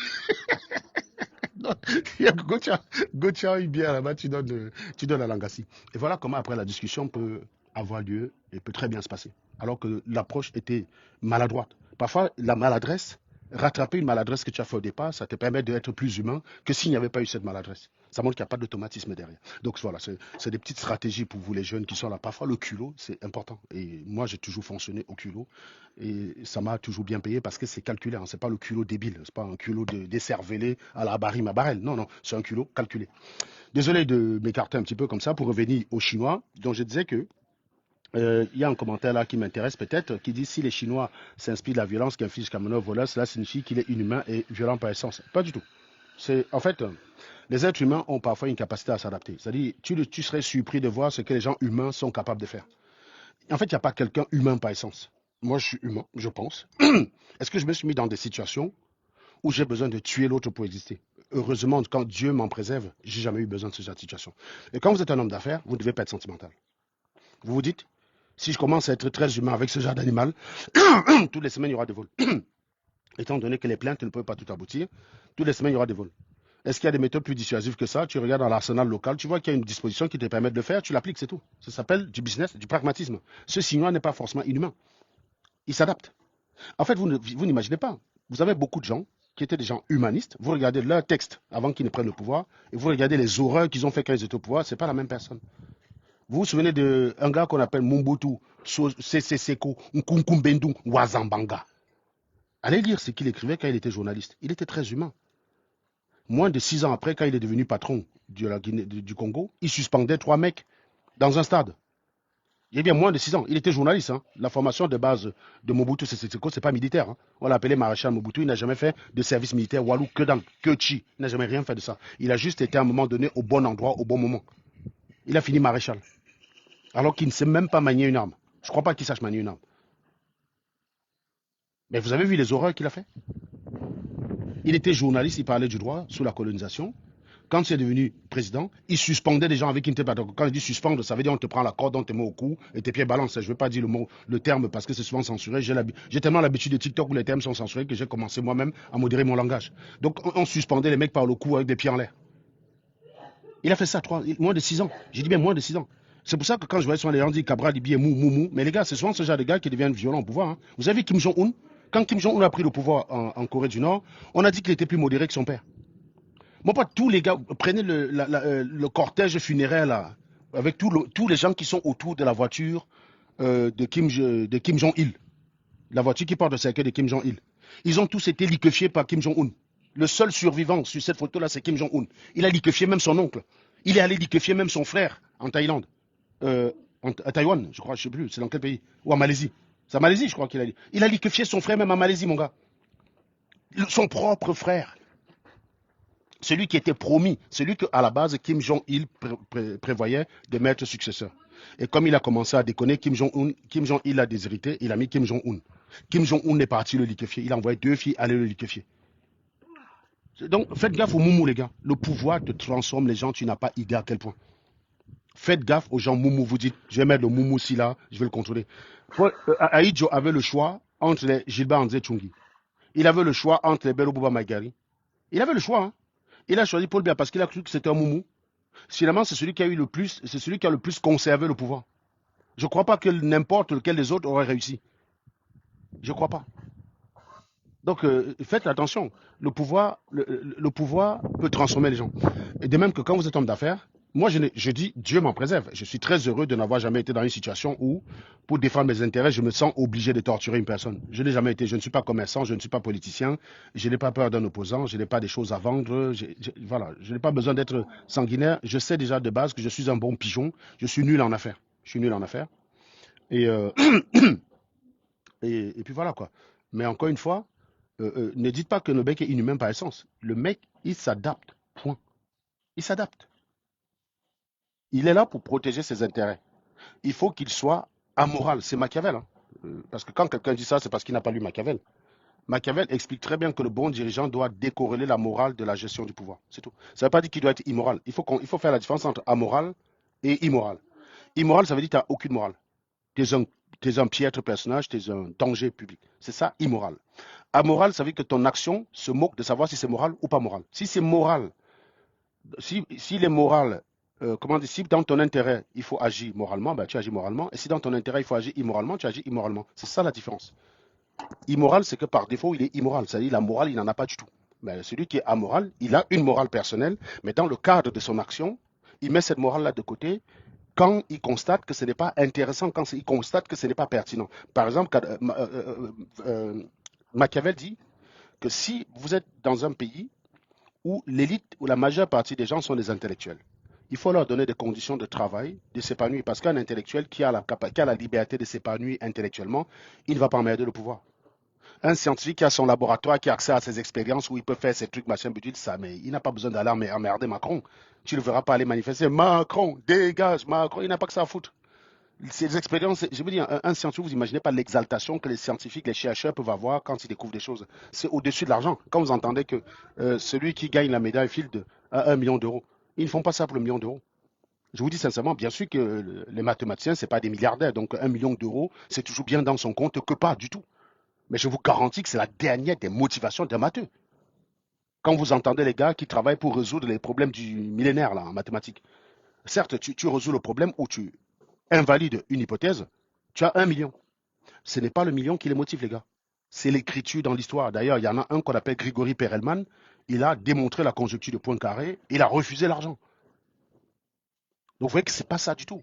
Non, c'est pas il a refusé l'argent, mais quand il a fait sa démonstration, il a fait ça sur un brouillon, il a balancé dans un blog. Il n'a même pas utilisé les procédures conventionnelles. Mais malgré ce mépris qu'il a eu pour la communauté scientifique, les mecs ont pris 3 ans à travailler sa démonstration pour dire ouais, elle est valide. C'est pas genre, il a insulté les gens, dit ah, tu nous insultes, hein. Moufo ne regarde pas ta démonstration un peu comme les idiots font ici en Ango. Tu nous insultes, moi on n'écoute pas ton live, tu nous apprends quoi? Tu nous apprends rien, ah, pas là-bas avec ça. Moi, c'est pas comme ça que ça fonctionne. J'ai dit, Perelman leur ont dit, vos mamans. Il est parti publier ça dans un blog. Les matheux sont partis télécharger. Ils ont formé un groupe aux États-Unis, en Europe, en Roumanie, en Asie. Tu as eu à peu près 12 mathématiciens à travers la planète qui ont travaillé pour vérifier les travaux de Grigory Perelman. Ils ont mis 3 ans. Il a publié ça sur un blog en 2003. Ils ont mis 3 ans. En 2006, ils ont dit, ouais, sa démonstration est valide. On l'a appelé pour dire, viens chercher le prix Nobel. Il a dit, viens chercher le pognon. Il a dit, allez vous faire foutre. Votre truc là que vous donnez à une seule personne, comme si une seule personne travaille. Les êtres humains, c'est des géants sur les épaules, c'est des nains sur les épaules des géants. Moi, ma contribution pour résoudre la conjecture de Poincaré, elle n'est pas plus insignifiante que celle d'Anthony Hamilton, de Richard Hamilton, pardon, un physicien californien qui a travaillé dessus. Ce physicien avait travaillé dessus, mais il avait foiré à un détail près. Grégory Perelman a juste corrigé ce détail et il estimait que ce n'était pas à lui d'avoir le prix seul. Il estimait que ce prix, on doit pouvoir le partager avec tous ceux qui ont contribué significativement. Ce n'était pas qu'un caprice qu'il a eu, Grégory Perelman. Hein. Il a refusé ça pour aller vivre chez sa mère à Saint-Pétersbourg. Quand vous regardez Grégory Perelman dans un métro de Saint-Pétersbourg, il est comme un SDF. Il y a des photos de lui qui circulent. Vous tapez Grégory Perelman, vous allez voir, on dirait un SDF. C'est le dernier matheux à avoir résolu un problème de siècle. Donc, pour vous dire que les intellectuels ne sont pas motivés par ils n'ont pas les mêmes motivations que le bas peuple. Le bas peuple, tu donnes à manger, il est content. Donne-lui une sardine et un pain, c'est bon. Il te dit Paul Biya, oh yeah, il vote pour toi. Mais un intellectuel, non. Ça ne lui suffit pas. S'il est libre de te dire, s'il est libre de prendre la sardine et de jeter ça sur ta figure, il va le faire. Bon, au Cameroun, ils ne sont pas libres. Tu donnes la sardine même à Messanga, il va prendre. Tu donnes la sardine même à Onangini, il va prendre. Parce qu'il n'est pas libre de prendre ça et de jeter sur la face du gars qui lui donne. C'est tout. Il est obligé. Il est obligé de dire merci beaucoup, grand. Merci. Voilà. Mais dans un pays libre, le mec qui va prendre ça, il va jeter sa figure. Et donc, quand tu es dirigeant, tu sais que c'est d'un peuple de gens libres. Tu ne peux pas les martyriser parce que ça va se retourner contre toi. Tu vas finir avec ta tête sur un piquet. Qu'est-ce que tu fais? Tu leur donnes des conditions de s'épanouir. Tu leur mets des écoles, tu leur mets des universités, tu leur mets des labos. Tu leur dis, allez, les gars, allez travailler. Pendant qu'ils sont en train de travailler, ils ne t'emmerdent pas, quoi. L'éducation avance, blablabla. Tu renforces les institutions. Renforcer les institutions dans ce genre de pays te protège, toi, le dirigeant. Personne ne va essayer de te faire un coup d'État en France et qui rêve de faire un coup d'État à chasser Macron. Ça n'existe même pas, Macron. Macron n'a pas dormi et avoir peur qu'il y ait un militaire qui prenne le pouvoir. Il sait que c'est impossible. Ce problème est réglé pour lui. La contrepartie derrière, c'est qu'il a un mandat où il est tranquille pendant 5 ans et à la fin, il doit se représenter pour essayer de conquérir. En Noirie, ce n'est pas le cas. Un dirigeant de la Noirie, il ne dort pas sur ses 2 oreilles. Il n'est pas à l'abri, il se lève le matin comme au Bénin, il écoute la radio, il y a un groupe de gorilles qui ont pris la chaîne en otage en expliquant que c'est désormais eux les présidents et que lui, il est en état d'arrestation. Vous imaginez? Il n'y a pas un dirigeant noir qui dort les yeux ouverts, les oreilles, avec les 2 oreilles. Paul Biya, depuis 1984.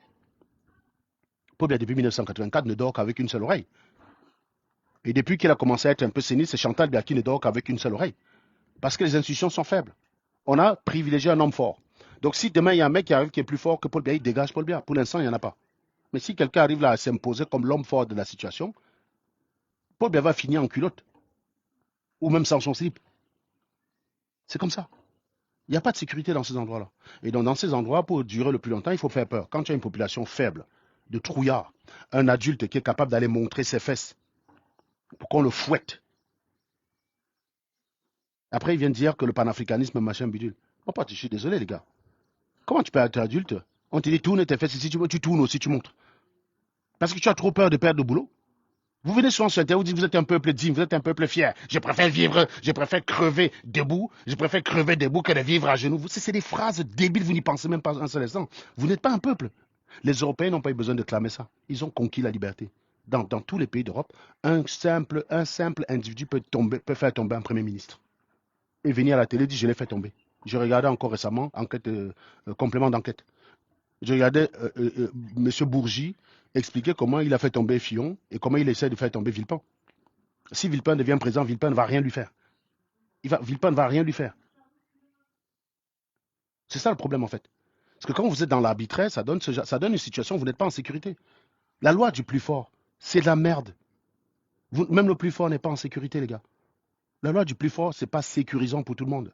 Il n'y a pas de sécurité dans la loi du plus fort. Quand vous entendez souvent les crétins répéter la phrase débile du type la liberté des uns s'arrête là où celle des autres commence. Il n'y a pas plus débile comme phrase parce qu'elle est contre-productive pour toi.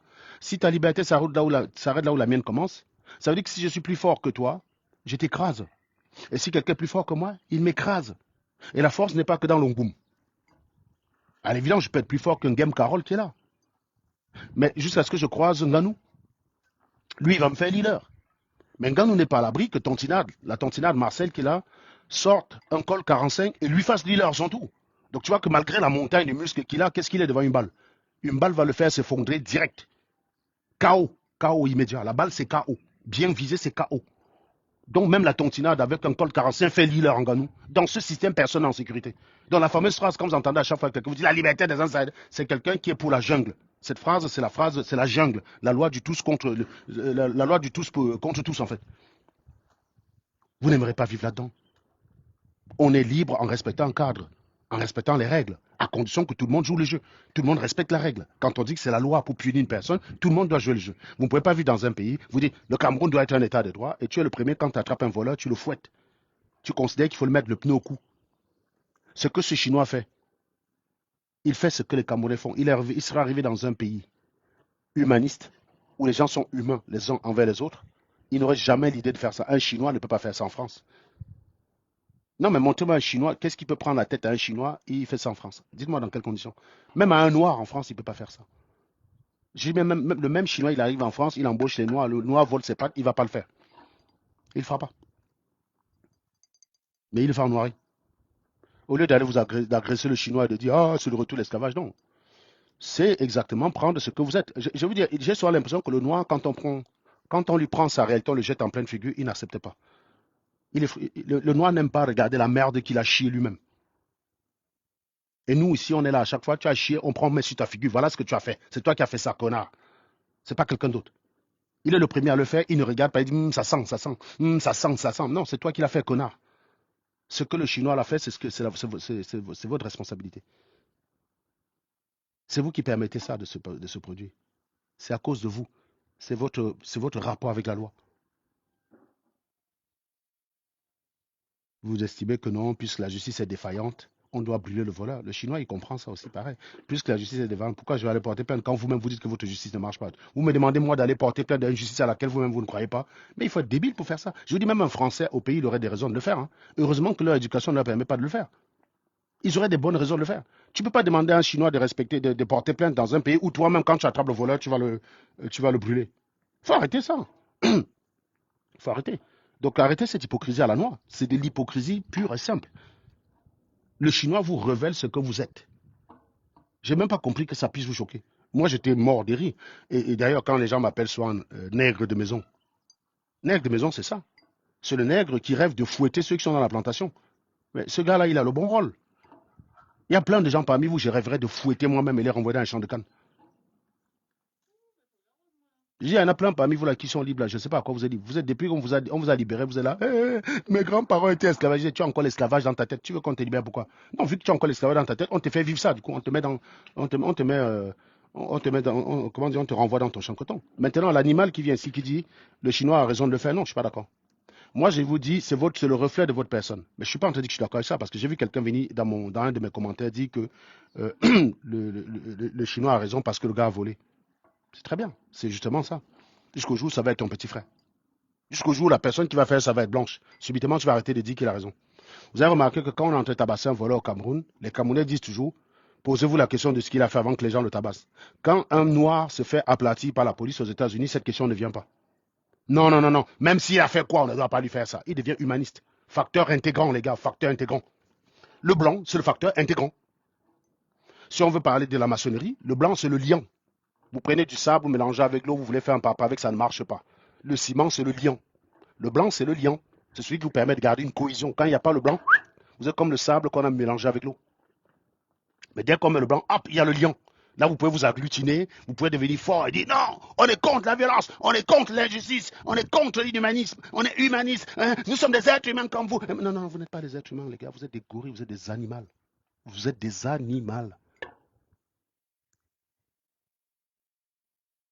Arrêtez d'être hypocrite. C'est le pays que vous avez créé. C'est la même chose que je vous ai dit quand on a arrêté Aïcha. Aïcha a fait quoi pour combattre ça? Nous, on est des ennemis parce qu'on est cohérents, on est droit dans nos bottes. Quand ça viole la loi, on critique. Même quand ça vient de notre camp. On ne défend pas pour défendre. On défend quand c'est de bonnes raisons de défendre. Et on tire quand il faut tirer. On n'est pas dans l'hypocrisie. Mais vous, ce qui vous guide, c'est l'hypocrisie. C'est tout ce qui vous intéresse. Vous voulez juste être du bon côté de l'injustice. Vous ne cherchez pas la justice. Vous voulez être du bon côté de l'injustice. Je ne suis pas pour le... Oui? Oui, oui, oui, pas de souci. À quelle heure je peux dire à la piscine avec les chaînes là déjà? 14 heures. Ok. Mais je vais pouvoir jouer au foot. Hein. Finalement, mon pied me fait pas mal. Donc, ils ont dit 17 heures, c'est ça, non? 17 heures. 2 heures, ça leur va à la piscine. D'accord. Donc, voilà. Donc, qu'est-ce que je disais? Donc,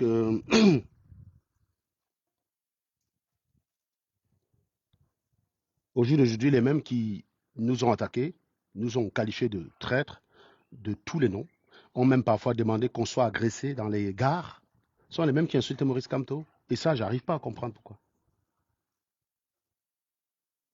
Non, comme je vous ai dit, la loi est là pour veiller, parce que si chacun veut exercer sa liberté, il finit animal. Les seuls êtres humains, les seuls êtres vivants, pardon, qui considèrent qu'ils peuvent faire tout ce qu'ils veulent où ils veulent, c'est des animaux sauvages. Parce que là, les animaux domestiques, ils sont dressés. Donc, ils ont des limites. Un chien, par exemple, si tu lui apprends ne pisse jamais sur le canapé, il ne pisse pas sur le canapé. Par contre, tu prends un tigre de la forêt, tu le ramènes dans ta maison, les premiers jours, il va pisser partout. Quand tu vas le domestiquer, tu vas le dresser, il va arrêter. Les seuls êtres qui pensent qu'ils peuvent tout faire où ils veulent, comme ils veulent, quand ils veulent, c'est les animaux sauvages. Quand le lion se déplace, il a envie de pisser, il pisse là où il est. Quand l'hippopotame se déplace, il a envie de chier, il chie là où il est. Le lion, il se déplace, il a envie de manger, tiens, il y a une antilope, il mange. Et quand il y a plusieurs hyènes qui ont faim, qui voient un lion affaibli, bah, ils lui font dealer. Il y a des hyènes qui bouffent les lions. Quand tu as un lion qui est blessé, je sais pas moi, sa dernière tentative de choper un buffle s'est mal soldée, il s'est blessé, il devient faible, il ne peut plus chasser. Du coup, quand les hyènes repèrent un lion pareil, ils le font dealer, ils le bouffent lui. Ils le bouffent. C'est comme ça. Il n'y a pas de règle. La règle, c'est ce qui nous sauve tous. Il n'y a pas de règle sur la route. Vous ne faites pas 100 mètres. Vous mourrez direct. Hein.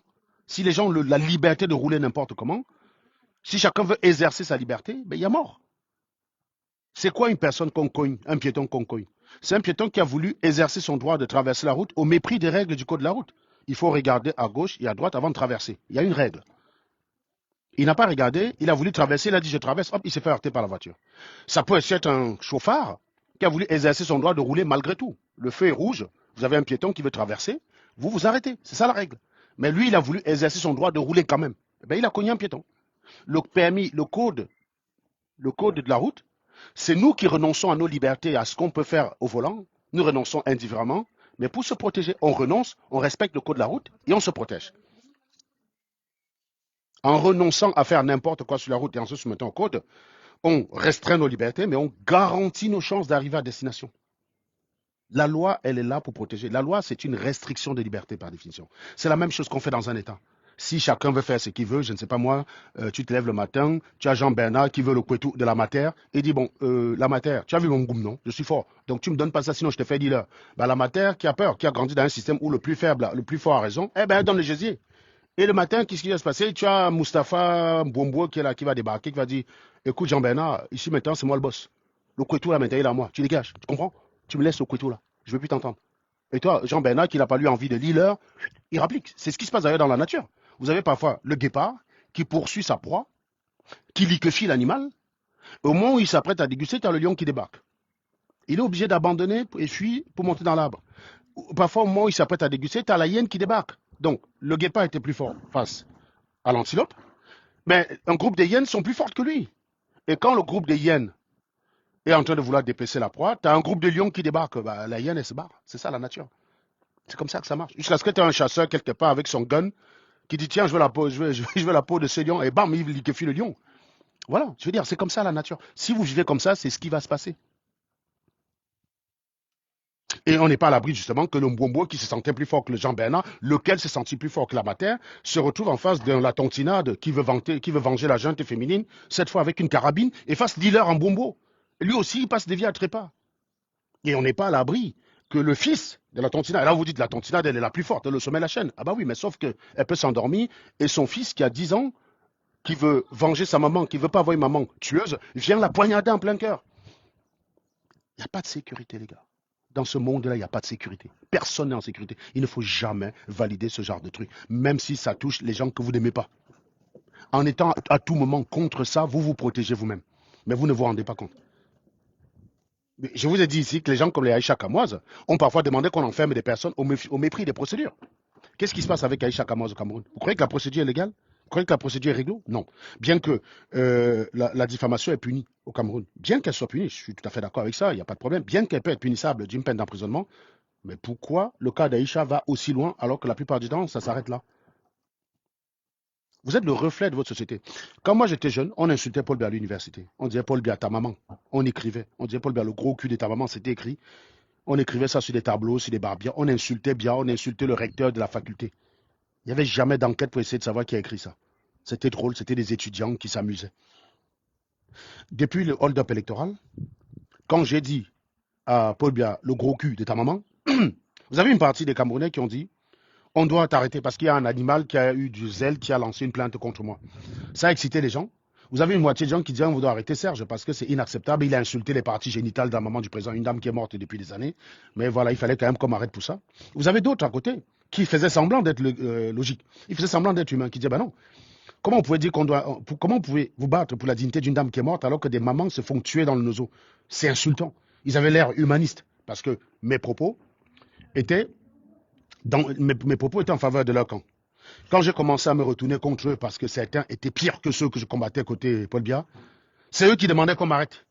Ils ont fini. Du coup, on s'est retrouvé au Cameroun avec une majeure partie des Camerounais prêts à accepter l'idée qu'on arrête une personne parce qu'il a insulté Paul Biya.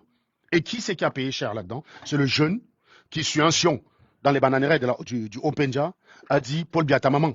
Et ce jeune, qu'est-ce qu'il a dit? Il a dit, c'est que vous avez vu cette semaine avec les Chinois. Sachez qu'il n'y a pas que les Chinois qui fouettent les employés. Moi, j'ai travaillé au port. J'ai travaillé au port dans les années 99. Je me souviens, c'était un stage. Hein. Je me souviens que le stage de la première en terminale. Quand je passe le probatoire, je suis à Douala. Stage de la première en terminale. J'avais un ami, camarade de classe avec qui on était au lycée. Son papa était mon prof.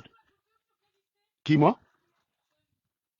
Son papa était professeur dans mon lycée. Et son papa avait un ami qui bossait au port. Et donc, cet ami-là, comme c'était mon du pote, l'ami de ce papa-là nous a trouvé un stage au port en 1999. Et donc, quand je suis arrivé au port avec mon pote, il a eu la balle, il n'avait pas de chance. Parce qu'on parlait d'années révolues. On a quasiment le même âge à 3 mois près. Moi, je suis de fin 81, lui, il est de février 82. Donc, à 3 mois près, on a le même âge. Mais lui, vu qu'il était né en 82, ça ne passait pas. Donc, lui il n'a pas été retenu. Alors que c'est lui qui avait trouvé le stage. Lui il n'a pas été retenu, c'est moi qui ai été retenu. J'ai travaillé au port. Et du coup, quand on dit stage, c'était le job, c'était la manutention. Hein. C'était porter les sacs de café, mettre un truc pour charger au port. C'était le café qui faisait qu'il devait partir à l'étranger, quoi. Porter les sacs de café, vous êtes deux, vous chargez les palettes avec, vous chargez les palettes, ainsi de suite, ainsi de suite. Moi, j'étais très jeune. Et comme je ne suis pas du tout manuel, je m'arrangeais toujours à pas faire grand-chose. Et ça passait, hein, ça passait. Je m'arrangeais toujours à être le petit tout frêle là qui jouait les moumous là. Pendant presque 3 mois, pendant presque un mois, non, même pas un mois. J'ai fait un mois. Parce que l'ami de mon pote là, du grand frère de mon pote, à un moment donné, il a eu le barat. Donc, il a fait qu'on arrête mon stage alors que j'étais là pour 2 mois. Comme le petit frère de son ami ne pouvait pas faire le stage et que finalement, j'avais été retenu. Et ironie du sort, le monsieur qui m'a retenu, il s'appelait Chumbu. C'est la première fois d'ailleurs que j'ai entendu le nom de Chumbu. Donc, quand j'entendais Stéphane Chumbu, ça me faisait penser au mec là. C'était un Chumbu qui bossait au port. On est arrivé dans son bureau pour dire, voilà les deux stagiaires qu'on t'a amenés. Il dit, toi tu es né quand? 17 novembre 1981. Toi tu es né quand? 22 février 1982. Eh ben, je suis désolé, je le garde lui, je le prends pas. Il a dit ça cache au grand frère, mon ami. Le grand frère était interloqué comme ça là, quoi. Ah ben pourquoi? Lui, il est né en 82, il n'a pas l'âge révolu. Lui, il a déjà l'âge révolu, donc c'est bon. Je le garde lui, je le prends pas lui. Terminé. Donc mon ami est venu, on est partis tous les deux ce matin-là, c'est moi qui suis resté, et il est rentré. Et donc quand j'ai travaillé pendant un mois, au bout d'un mois, il a eu mon bat. Et il a demandé, c'est lui. Donc un matin, on m'a dit, Serge, il n'y a plus ton nom sur la liste. Je suis parti comme ça par hasard. On m'a dit, il n'y a plus ton nom sur la liste. J'ai dit, comment ça? Il m'a dit, bah non, on a demandé qu'on retire ton nom. J'ai dit, ok, bon, bah, je suis rentré chez moi. Et en fait, c'était un stage, c'était chaud, hein, parce que tu gagnais 1830 euros 1830 francs. C'était pour gagner 1800. À la fin, tu partais pointé, et à la fin de la semaine, on te donnait 1830 fois 5. Donc, soit tu marchais à pied pour y aller, parce que mon oncle chez qui j'habitais à Douala était à Deido. Donc, il habitait à Deido, près de Grand... Merde, le carrefour d'Eido, là, comment on appelle ça, là? C'est pas Grand Moulin? C'est Grand Moulin, non? Près du carrefour, juste quand vous allez vers Ange Raphaël. Oui, Grand Moulin. Mon oncle habitait à Grand Moulin. Donc, tu avais le choix entre marcher pour aller à Youpoetois, parce que si tu prends le taxi, tu payes 250, 200, tu flingues une bonne partie de ce que tu as gagné. Donc, le résultat des courses, il y a des semaines, bah, c'est pour ça que je pouvais même pas d'ailleurs être gros en noir, hein, c'est impossible. Hein. Tu marches à pied pour y aller, quoi. Et j'ai vu des choses là-bas, j'ai vu fouetter des adultes. Donc, je vous raconte pas ça pour vous raconter des bêtises, c'est pour vous dire des adultes qui se font fouetter dans le cadre du travail. Je l'ai vu au port où on fouettait les gens, ils se laissaient fouetter parce qu'ils ne voulaient pas perdre de travail. Moi, j'aurais jamais accepté parce que c'était qu'un stage, j'avais pas besoin de ça pour vivre. C'était une occasion pour aller à Douala. À la fin du stage, je vous ai dit, j'ai travaillé peut-être 20 jours, j'ai peut-être gagné quelque chose comme 40 000, 1830. C'est juste une expérience, j'ai pas besoin de ça pour payer ma pension. Mon papa avait l'argent, mon papa n'était pas riche, mais il avait les moyens de nous payer le truc à l'école, de payer ma scolarité, que je n'avais pas besoin de travailler. C'était une bonne occasion d'aller à Douala. Et je me souviens que, à force de jouer au malin, pas travailler, un matin, les gars m'ont dit, Serge, tu vas bosser cette fois. Ils m'ont pris. Ils m'ont dit, tu vas charger aussi, mon gars. J'ai lu là. Je crois qu'à un moment donné, j'ai eu tellement mal que j'ai cru que j'avais la hernie. En fait, à un moment donné, je me suis retrouvé avec un de mes testicules qui avait gonflé. C'était comme le noyau de l'avocat. Donc, ceux qui sont au Cameroun qui ont la référence, un de mes testicules, c'était comme le noyau de l'avocat. On a appelé ma mater à Fumbo qui est venu rapidement là-dedans. On a commencé à dire que c'était la hernie. On s'apprêtait presque à aller m'opérer. Mon oncle, je me souviens, mon oncle, il me prend. Il s'apprête à aller m'opérer. Il passe près d'un médecin. Il y avait un gars qui avait son cabinet médical là, toujours là vers Ange, toujours Grand Moulin. Hein. C'était un chang. Il s'appelait Anissé. Donc il m'amène là-bas pour dire, regarde quand même ça, tu me dis Serge. Vous voyez comment, heureusement qu'on est tombé sur un mec qui se connaissait. Parce que le premier médecin a dit que c'était la hernie. Donc, on a programmé l'opération. Et vous savez qu'à l'époque, dans les années 99, opération, ça signifiait généralement risque de mort, quoi. Donc, quand je suis en train d'aller être opéré, là, je me dis, je suis mort. Je me souviens, ma mère, quand on a amené ma mère de Fumbo, il fallait que ma maman constate des dégâts. Donc, imaginez le jeune embarrassé que j'ai. Hein. Vous avez 18 ans, vous avez votre mère qui est obligée de peloter votre testicule pour constater des dégâts. Vous imaginez un peu la scène?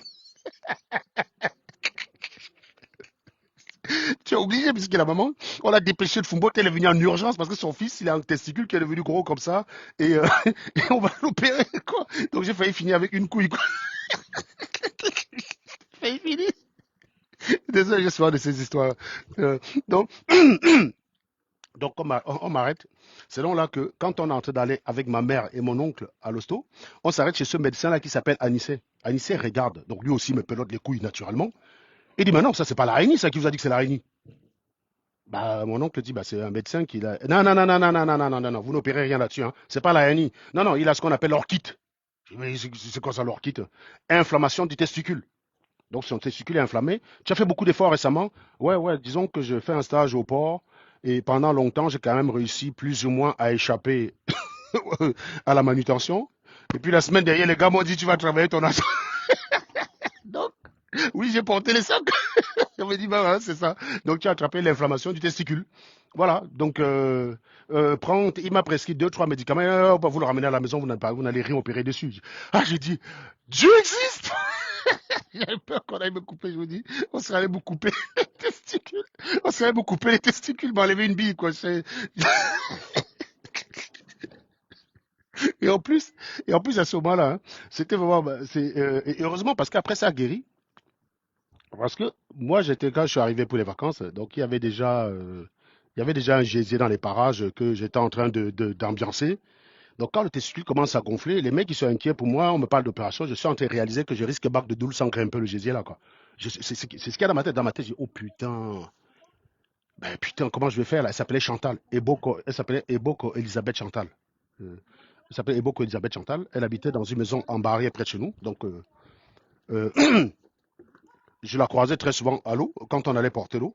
Parce que comme on allait porter l'eau, on a vraiment vécu une idylle avec elle. Donc j'étais en train de repenser comment, putain, quand on va me payer les testicules vont être, mon dingue va être inopérationnel combien de temps? Est-ce que je vais pouvoir grimper l'angala avant de rentrer au Fumbo, quoi? Voilà le genre de truc que j'ai, voilà le genre de truc que j'ai dans ma tête.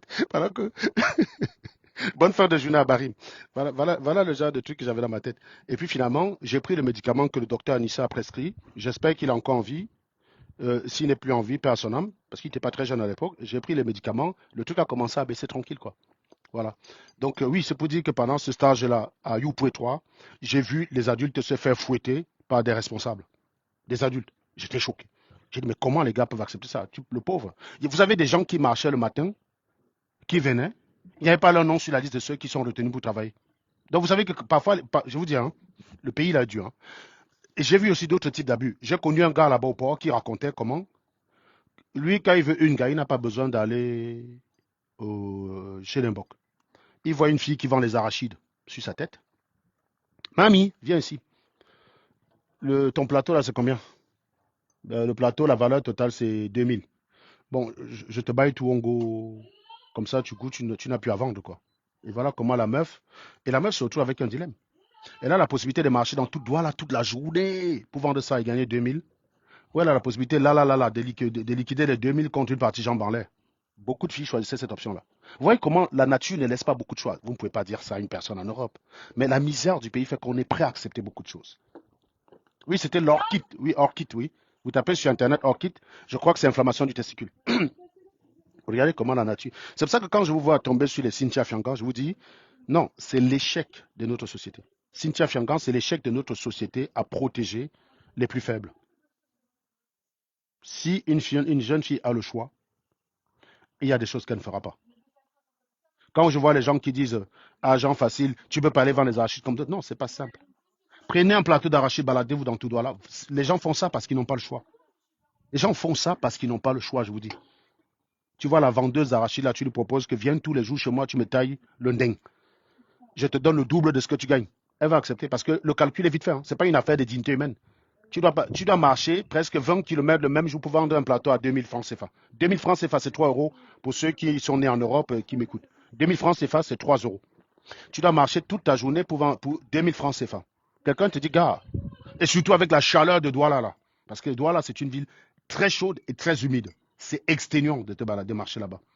Donc tu dois marcher suer pour vendre un plateau à 2000. Quelqu'un te dit que, gars, quand une petite partie de Yamo dépose son plateau, tu viens, on passe la journée dans ma cam. C'est vite fait, je vous garantis. Essayez de raisonner 2 secondes. Vous allez voir, essayez de raisonner de façon pragmatique, pas de façon morale. Vous raisonnez uniquement de façon pragmatique. Et vous comprenez qu'est-ce qui pousse cette personne à l'accepter. De façon pragmatique, quelle est l'action qui demande le plus d'efforts pour gagner les mêmes 2000 euros, les mêmes 2000 francs? C'est balader dans toute la ville. Encore, je vous ai dit, ne le fais pas par plaisir. Tu ne pourrais pas imposer ça à une personne qui fait un métier par plaisir. Tu ne vas pas demander à une enseignante, viens chez moi m'épiner et je te donne le même salaire que tu as en tant qu'enseignant. Non, l'enseignante fait son métier parce qu'elle aime son métier, donc elle ne va pas tomber dans le piège. Mais une personne qui porte le plateau d'arachide pour vendre dans tout droit là, elle ne le fait pas par plaisir. Elle le fait parce qu'elle n'a pas le choix. Elle ne le fait pas, elle le fait parce qu'elle n'a pas le choix. Et donc, si on enlève la considération morale, du point de vue pragmatique, du point de vue utilitariste, le meilleur choix, c'est ce que lui propose le gars. Maintenant, si tu commences à rajouter la religion, oh, dignité de la femme, oh, machin, blablabla, machin, oh, les maladies sont montées. Non, si le mec met la capote, tu pars du principe que le mec met la capote, il n'y a pas de risque. Donc, quelle est la solution de moindre effort pour avoir le même salaire? Elle passe une journée quelque part au frais et ensuite elle prend son plateau et rentre chez elle. Ce gars-là me racontait ça. Donc, oui, et même là-bas, j'ai connu quelqu'un qui s'appelait Njoya, un Bamoun. C'était un manutentionnaire qui portait, c'est les gars qui manipulaient les chariots là. On appelait ça les Ister. Ister, c'était écrit dessus Ister, la marque c'était Ister. Le gars qui manipulait ça là, qui portait les palettes pour mettre dans les camions et tout, le Bataclan et tout. On l'appelait Njoya. Lui, il nous racontait comment il fouillait les cadavres quand il y avait accident. On le regardait comme ça, interloqué. Parce que quand il n'y a pas de camion à charger, on a un peu le temps de discuter. Donc, ça, c'est un peu comme ça, on causait pour ceux qui étaient retenus. C'est pour ça qu'on ne retenait pas tout le monde. Je vous dis, il y a des gens qui marchaient de chez eux à pied, payaient le taxi. Arrivaient là, on dit, il n'y a pas ton nom sur la liste. Moi, j'ai eu la chance, pendant un mois, il y a mon nom tous les jours sur la liste. Il y a des gens qui arrivaient. Tu vois, on disait, Serge Anango, passez. Walle Jean-Pierre, passez. Ken et Robert, passez. Atangana Gérard, passez. Voilà. Et donc, à la fin, ceux qui restent sur le côté, c'est ceux qu'on n'a pas retenus pour la journée. Ils sont priés de rentrer chez eux. Youpoué 3, c'était de l'autre côté loin. Hein. C'était en plein Borandio. Donc, autant vous dire que ceux qui travaillaient au port ne pouvaient pas être les voisins directs du port. C'est des quartiers de luxe qui sont aux alentours. Donc, ils viennent forcément de loin, de très loin. Donc, tu as un gars qui a marché à pied pendant 2 heures, parce que je vous garantis, hein, essayez de marcher dans Raphaël pour aller pour un boulot que vous commencez à 9 heures, vous partez de la maison à 7 heures. Vous passez par Carrefour, Agip, machin. C'était un truc de ouf. Donc, je prenais le taxi de temps en temps, mais je ne prenais pas le taxi tous les jours, puisque une bonne partie de la recette que tu fais quand tu as Youpoué pour rentrer à Bonamoussadi, à Dedo, à cette époque-là, je crois, c'était 300 francs ou 350 francs. Tu es obligé de proposer 300 ou 350. Donc, soit tu marchais un peu et tu prenais le taxi. Vous voyez ce genre de calcul qu'on était obligé de faire pour optimiser les trucs. Donc, sinon, tu es parti passer la journée et rien gagner. Il y a des jours, je marchais aller et je marchais retour. Tu rentres chez toi, tu es mort de fatigue, le lendemain, tu dois recommencer. Voilà, c'était ça, cette vie-là, en fait. Donc, je ne le faisais pas avec la même pression de quelqu'un qui devait nourrir ses enfants. Beaucoup de ceux avec qui je faisais pour le même salaire, 1830 francs CFA, 1830 francs CFA, beaucoup de ces gens-là avaient un loyer à payer, une femme à nourrir et des enfants à nourrir. Hein? Ouais, j'arrive, je vais faire ça aujourd'hui. Elle a rendez-vous quand? Oui, mais elle a rendez-vous mercredi, je crois, donc j'ai le temps, t'inquiète. Hmm.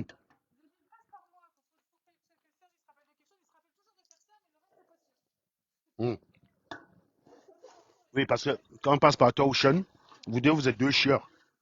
Vous lâchez pas le morceau. Donc voilà. Donc, qu'est-ce que je t'ai en train de dire? Euh, ouais, ouais, bien sûr. Donc voilà, c'est tout. Qu'est-ce que je pourrais dire là-dedans? Cette pratique, c'est une pratique qui n'est malheureusement pas rare. J'ai déjà travaillé quelque part où justement, quelqu'un avait voulu, c'est une femme en plus, elle avait voulu me fouetter. Je me souviens, j'ai attrapé le truc comme ça avec la main. Je l'ai secoué, elle est tombée. Et elle m'avait renvoyé, bien sûr. Elle m'avait renvoyé en disant que non. Même mon père, quand je suis arrivé en quatrième, même mon père, pour me fouetter, il lisait l'heure. Parce que mon papa, c'était pas. Mon papa, c'était un désordonné. Il t'attrape, voilà. Donc voilà, quand je faisais cinquième, il faisait ça. Quand je suis arrivé en quatrième, je me laissais plus faire. Donc quand il commençait mon papa, il a essayé de me fouetter une fois en quatrième. Il a fini avec le pied cassé. Il a réessayé en seconde. Il a réessayé. Oui, il a arrêté. En quatrième, il a arrêté. Il avait essayé en cinquième. Il a fini avec le pied cassé. En quatrième, il a essayé. Il avait le pied cassé. Donc il a arrêté d'essayer maintenant. Il m'a renac en seconde. Un jour, le prof de maths est parti. Il dit que je l'ai défié. Donc en gros, le prof de maths, il nous cassait les couilles. On l'appelait lambda. Un certain Pempeme Alain. Donc moi, je sais plus ce qui s'était passé. Donc il était entré en classe une fois. Il nous avait donné une punition de faire la veille, on n'a pas fait la punition. Il a dit que si vous ne faites pas la punition, vous ne suivez pas mes cours. On a attendu quand il est entré en classe. Mon pote et moi, on a commencé à sortir. Mon pote s'appelait Chuta. On a commencé à sortir tous les deux. Et donc, il nous a vu sortir. Il n'a rien dit. Donc, le vendredi, c'était l'époque où on regardait les séries comme Cataline et Sébastien ou Rosa. Vous avez beaucoup de gens qui venaient chez nous regarder la télé parce que nous, dans le quartier, on était un des rares à voir la télé. Mais je me souviens, mon papa, Il avait l'habitude, quand il rentrait vendredi, de laisser la moto à l'extérieur parce que mon papa rentrait la moto dans le salon, en fait, hein. Il rentrait la moto dans le salon parce qu'on pouvait voler, sauf le vendredi parce qu'il savait qu'il y avait trop de monde dans le salon. Notre salon était tout petit. On avait un salon d'à peine, euh, allez, 15 mètres carrés, hein, 20 mètres carrés peut-être. Notre salon, il pouvait faire 20 mètres carrés. On avait un salon d'à peu près 20 mètres carrés. Donc il savait qu'il n'y avait pas assez de place pour les gens qui sont assis et regarder la série. Parce que vous en aviez sur les canapés et les autres sur les sièges, la table à manger. Je me souviens de la violence avec laquelle mon père essayait d'ouvrir la porte. Je ne comprenais pas comment j'avais l'impression que c'est un forcené. Mon papa, il était que quand il avait un problème, il voulait régler ça rapidement. Si mon père rentrait à la maison, tu es au salon, il rentre dans la chambre, il te dit c'est qu'il n'y a pas de problème. Mon papa, il ne peut pas rentrer, il fait comme si rien n'était. Il passe, non, non, non, il te dit, il règle la bosse avec toi.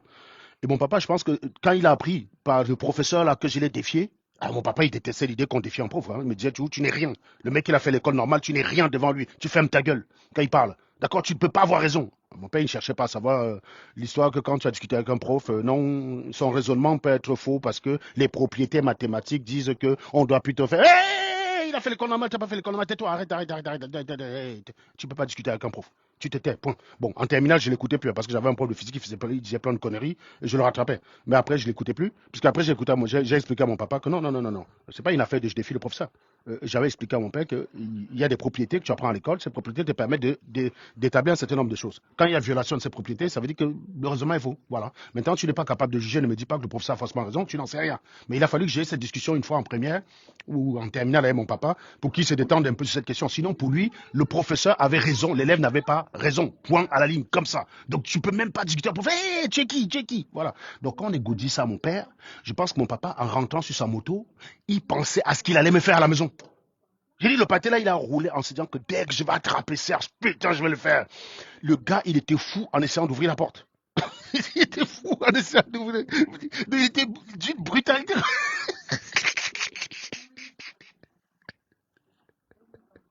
Donc, quand la moto s'arrête devant la porte, donc je vois le patin gars, mais je vois un mec qui essaie d'ouvrir la porte, tellement il était pressé que presque il se loupait même à tourner le verrou. Alors que la porte était en fait ouverte, vu qu'il y avait trop de personnes à l'intérieur, mais je crois qu'il a quand même mis la clé pour essayer d'ouvrir une porte qui était ouverte.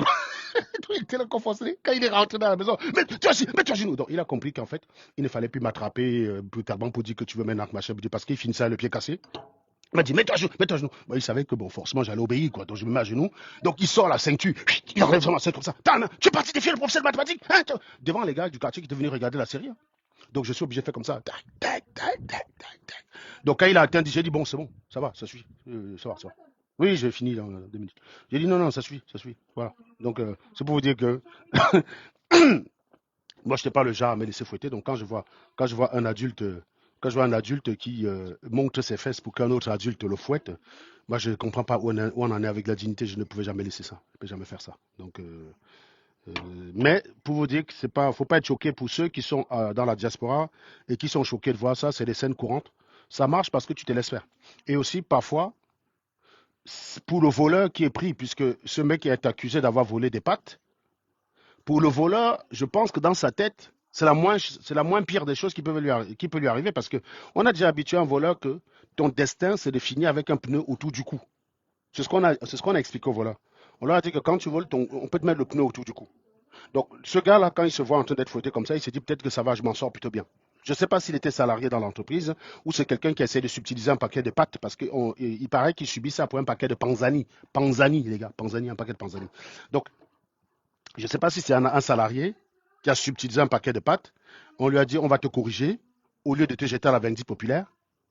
Ou est-ce que c'est un salarié qu'on a attrapé en train de sortir avec un paquet de pâtes? Toujours est-il que, allez regarder la vidéo du jeune qui parle de la banane, qui explique que si moi, dans cette bananière, je sors avec un doigt de banane, je me fais fouetter, j'ai des retenues de salaire, je peux être viré. Expliquez-moi comment on arrive à jouer avec 180 milliards du Covid. Comment on arrive? Non, Paul Biachak, gâteau pays, c'est le gros cul de ta maman. On est parti arrêter le gars, on a mis en prison. On est parti arrêter, on l'a mis en prison. 1 an, il a fait. Il a fait 1 an de tôle, le gars. Vous imaginez la radicalité de ce gouvernement? Parce que les Camerounais sont devenus radicaux. Les Camerounais sont devenus inhumains, ils sont devenus indifférents. Dans un pays normal, le commandant qui a fouetté Longuet Longuet, vous croyez qu'il pouvait encore être en vie? Je veux dire, vous avez des pays où quand l'injustice commence à être criarde, vous avez un groupe de justes qui se constitue pour faire lire aux gens qui se sentent protégés. Ce commandant, on lui aurait déjà offert une montre d'une certaine manière, mais il peut aller au bar, faire le boucan, avec même certains artistes qui se font faroter par lui, parce qu'il n'y a pas de dignité. Le monsieur qui a confisqué le respirateur d'Anissé Kane, on lui a fait quoi? Vous croyez que ça, c'est moins grave que de ce que vous avez vu là? Celui qui a confisqué le respirateur d'Anissé Kane, il est encore là, tranquille, il respire, il vit sa chose tranquille. La justice populaire, c'est avec les faibles que les Camerounais font. Ce que Anissé Kane a subi est hautement plus préjudiciable que ce que le Chinois là a subi. On a essayé de voler un paquet de pâtes. Le mec qui a fait ça s'est fait fouetter. Un commandant a confisqué le respirateur d'un homme politique qui se battait pour les Camerounais. Cet homme politique est mort. Ce commandant est toujours commandant. Commence à mettre des trucs. C'est bon. Oui, commence à faire la table le temps que je conclue. Je laisse mettre la table. Débarrasse, tu mets la table le temps que je conclue. On mange à l'intérieur? Mais pourquoi on mange à l'intérieur? Il fait bon. Non, c'est bon, mettez la table ici. Ah. Non, non, sinon moi je vais manger la seule, là, je vous dis. On part à quelle heure? Mais pourquoi vous êtes allé manger à l'intérieur? T'es chiante, tu aurais pu me dire, Mag. Arrête. Du coup, tu me culpabilises maintenant. Tu aurais pu me dire, laisse ta table à la terrasse. Non, je ne veux pas manger à l'intérieur. Bah oui, Sean, il va ranger, c'est pas grave, mais moi, je mange pas à l'intérieur. Non, mais vous êtes chiant. Tu aurais pu me dire, vous êtes en train de faire la table. Mais moi, je pensais, j'attends. Mon signal, c'était que vous mettiez la table dehors. Je n'ai rien vu se préparer dehors. J'ai dit, ça y est, j'ai le temps. Je ne savais pas que vous étiez déjà après, vous allez manger à l'intérieur. Oui, oui. Donc, voilà. Donc, qu'est-ce que je vous disais? Donc, je pense que c'est là-dessus que je vais conclure sur ce sujet. Si vous avez aimé le live, n'hésitez pas à partager. Si vous avez aimé le live, n'hésitez pas à partager. Et puis, ma foi, on se dit à la prochaine.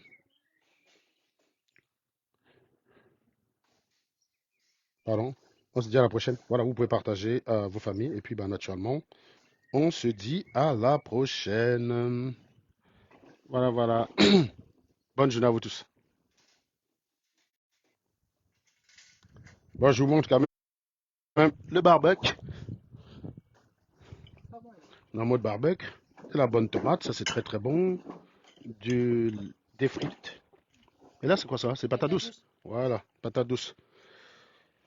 Avec des belles brochettes faites avec tendresse. La dame Magali dans le barbecue qui est là. Donc on a troqué le barbecue à gaz pour un barbecue simple. Qu'est-ce qu'il y a encore là-dedans? Oh, c'est très simple. Sa place va être là après, quand tout sera fini. Parce que tout n'est pas encore fini. C'est encore en travaux. Il y a beaucoup de choses encore à faire. C'est un peu encore le bazar ici. Il y a plein de choses encore à faire. Mais bientôt, ça sera fini. Parce que tout ça, là, ça va être terrassé. Il y aura une terrasse par là, du même type que ce qu'il y a là. Ça va être en face là. Et puis, le barbecue aura sa place là. Voilà, tranquille, quoi. Ben, écoutez, je vous souhaite une excellente journée et je vous dis à très bientôt.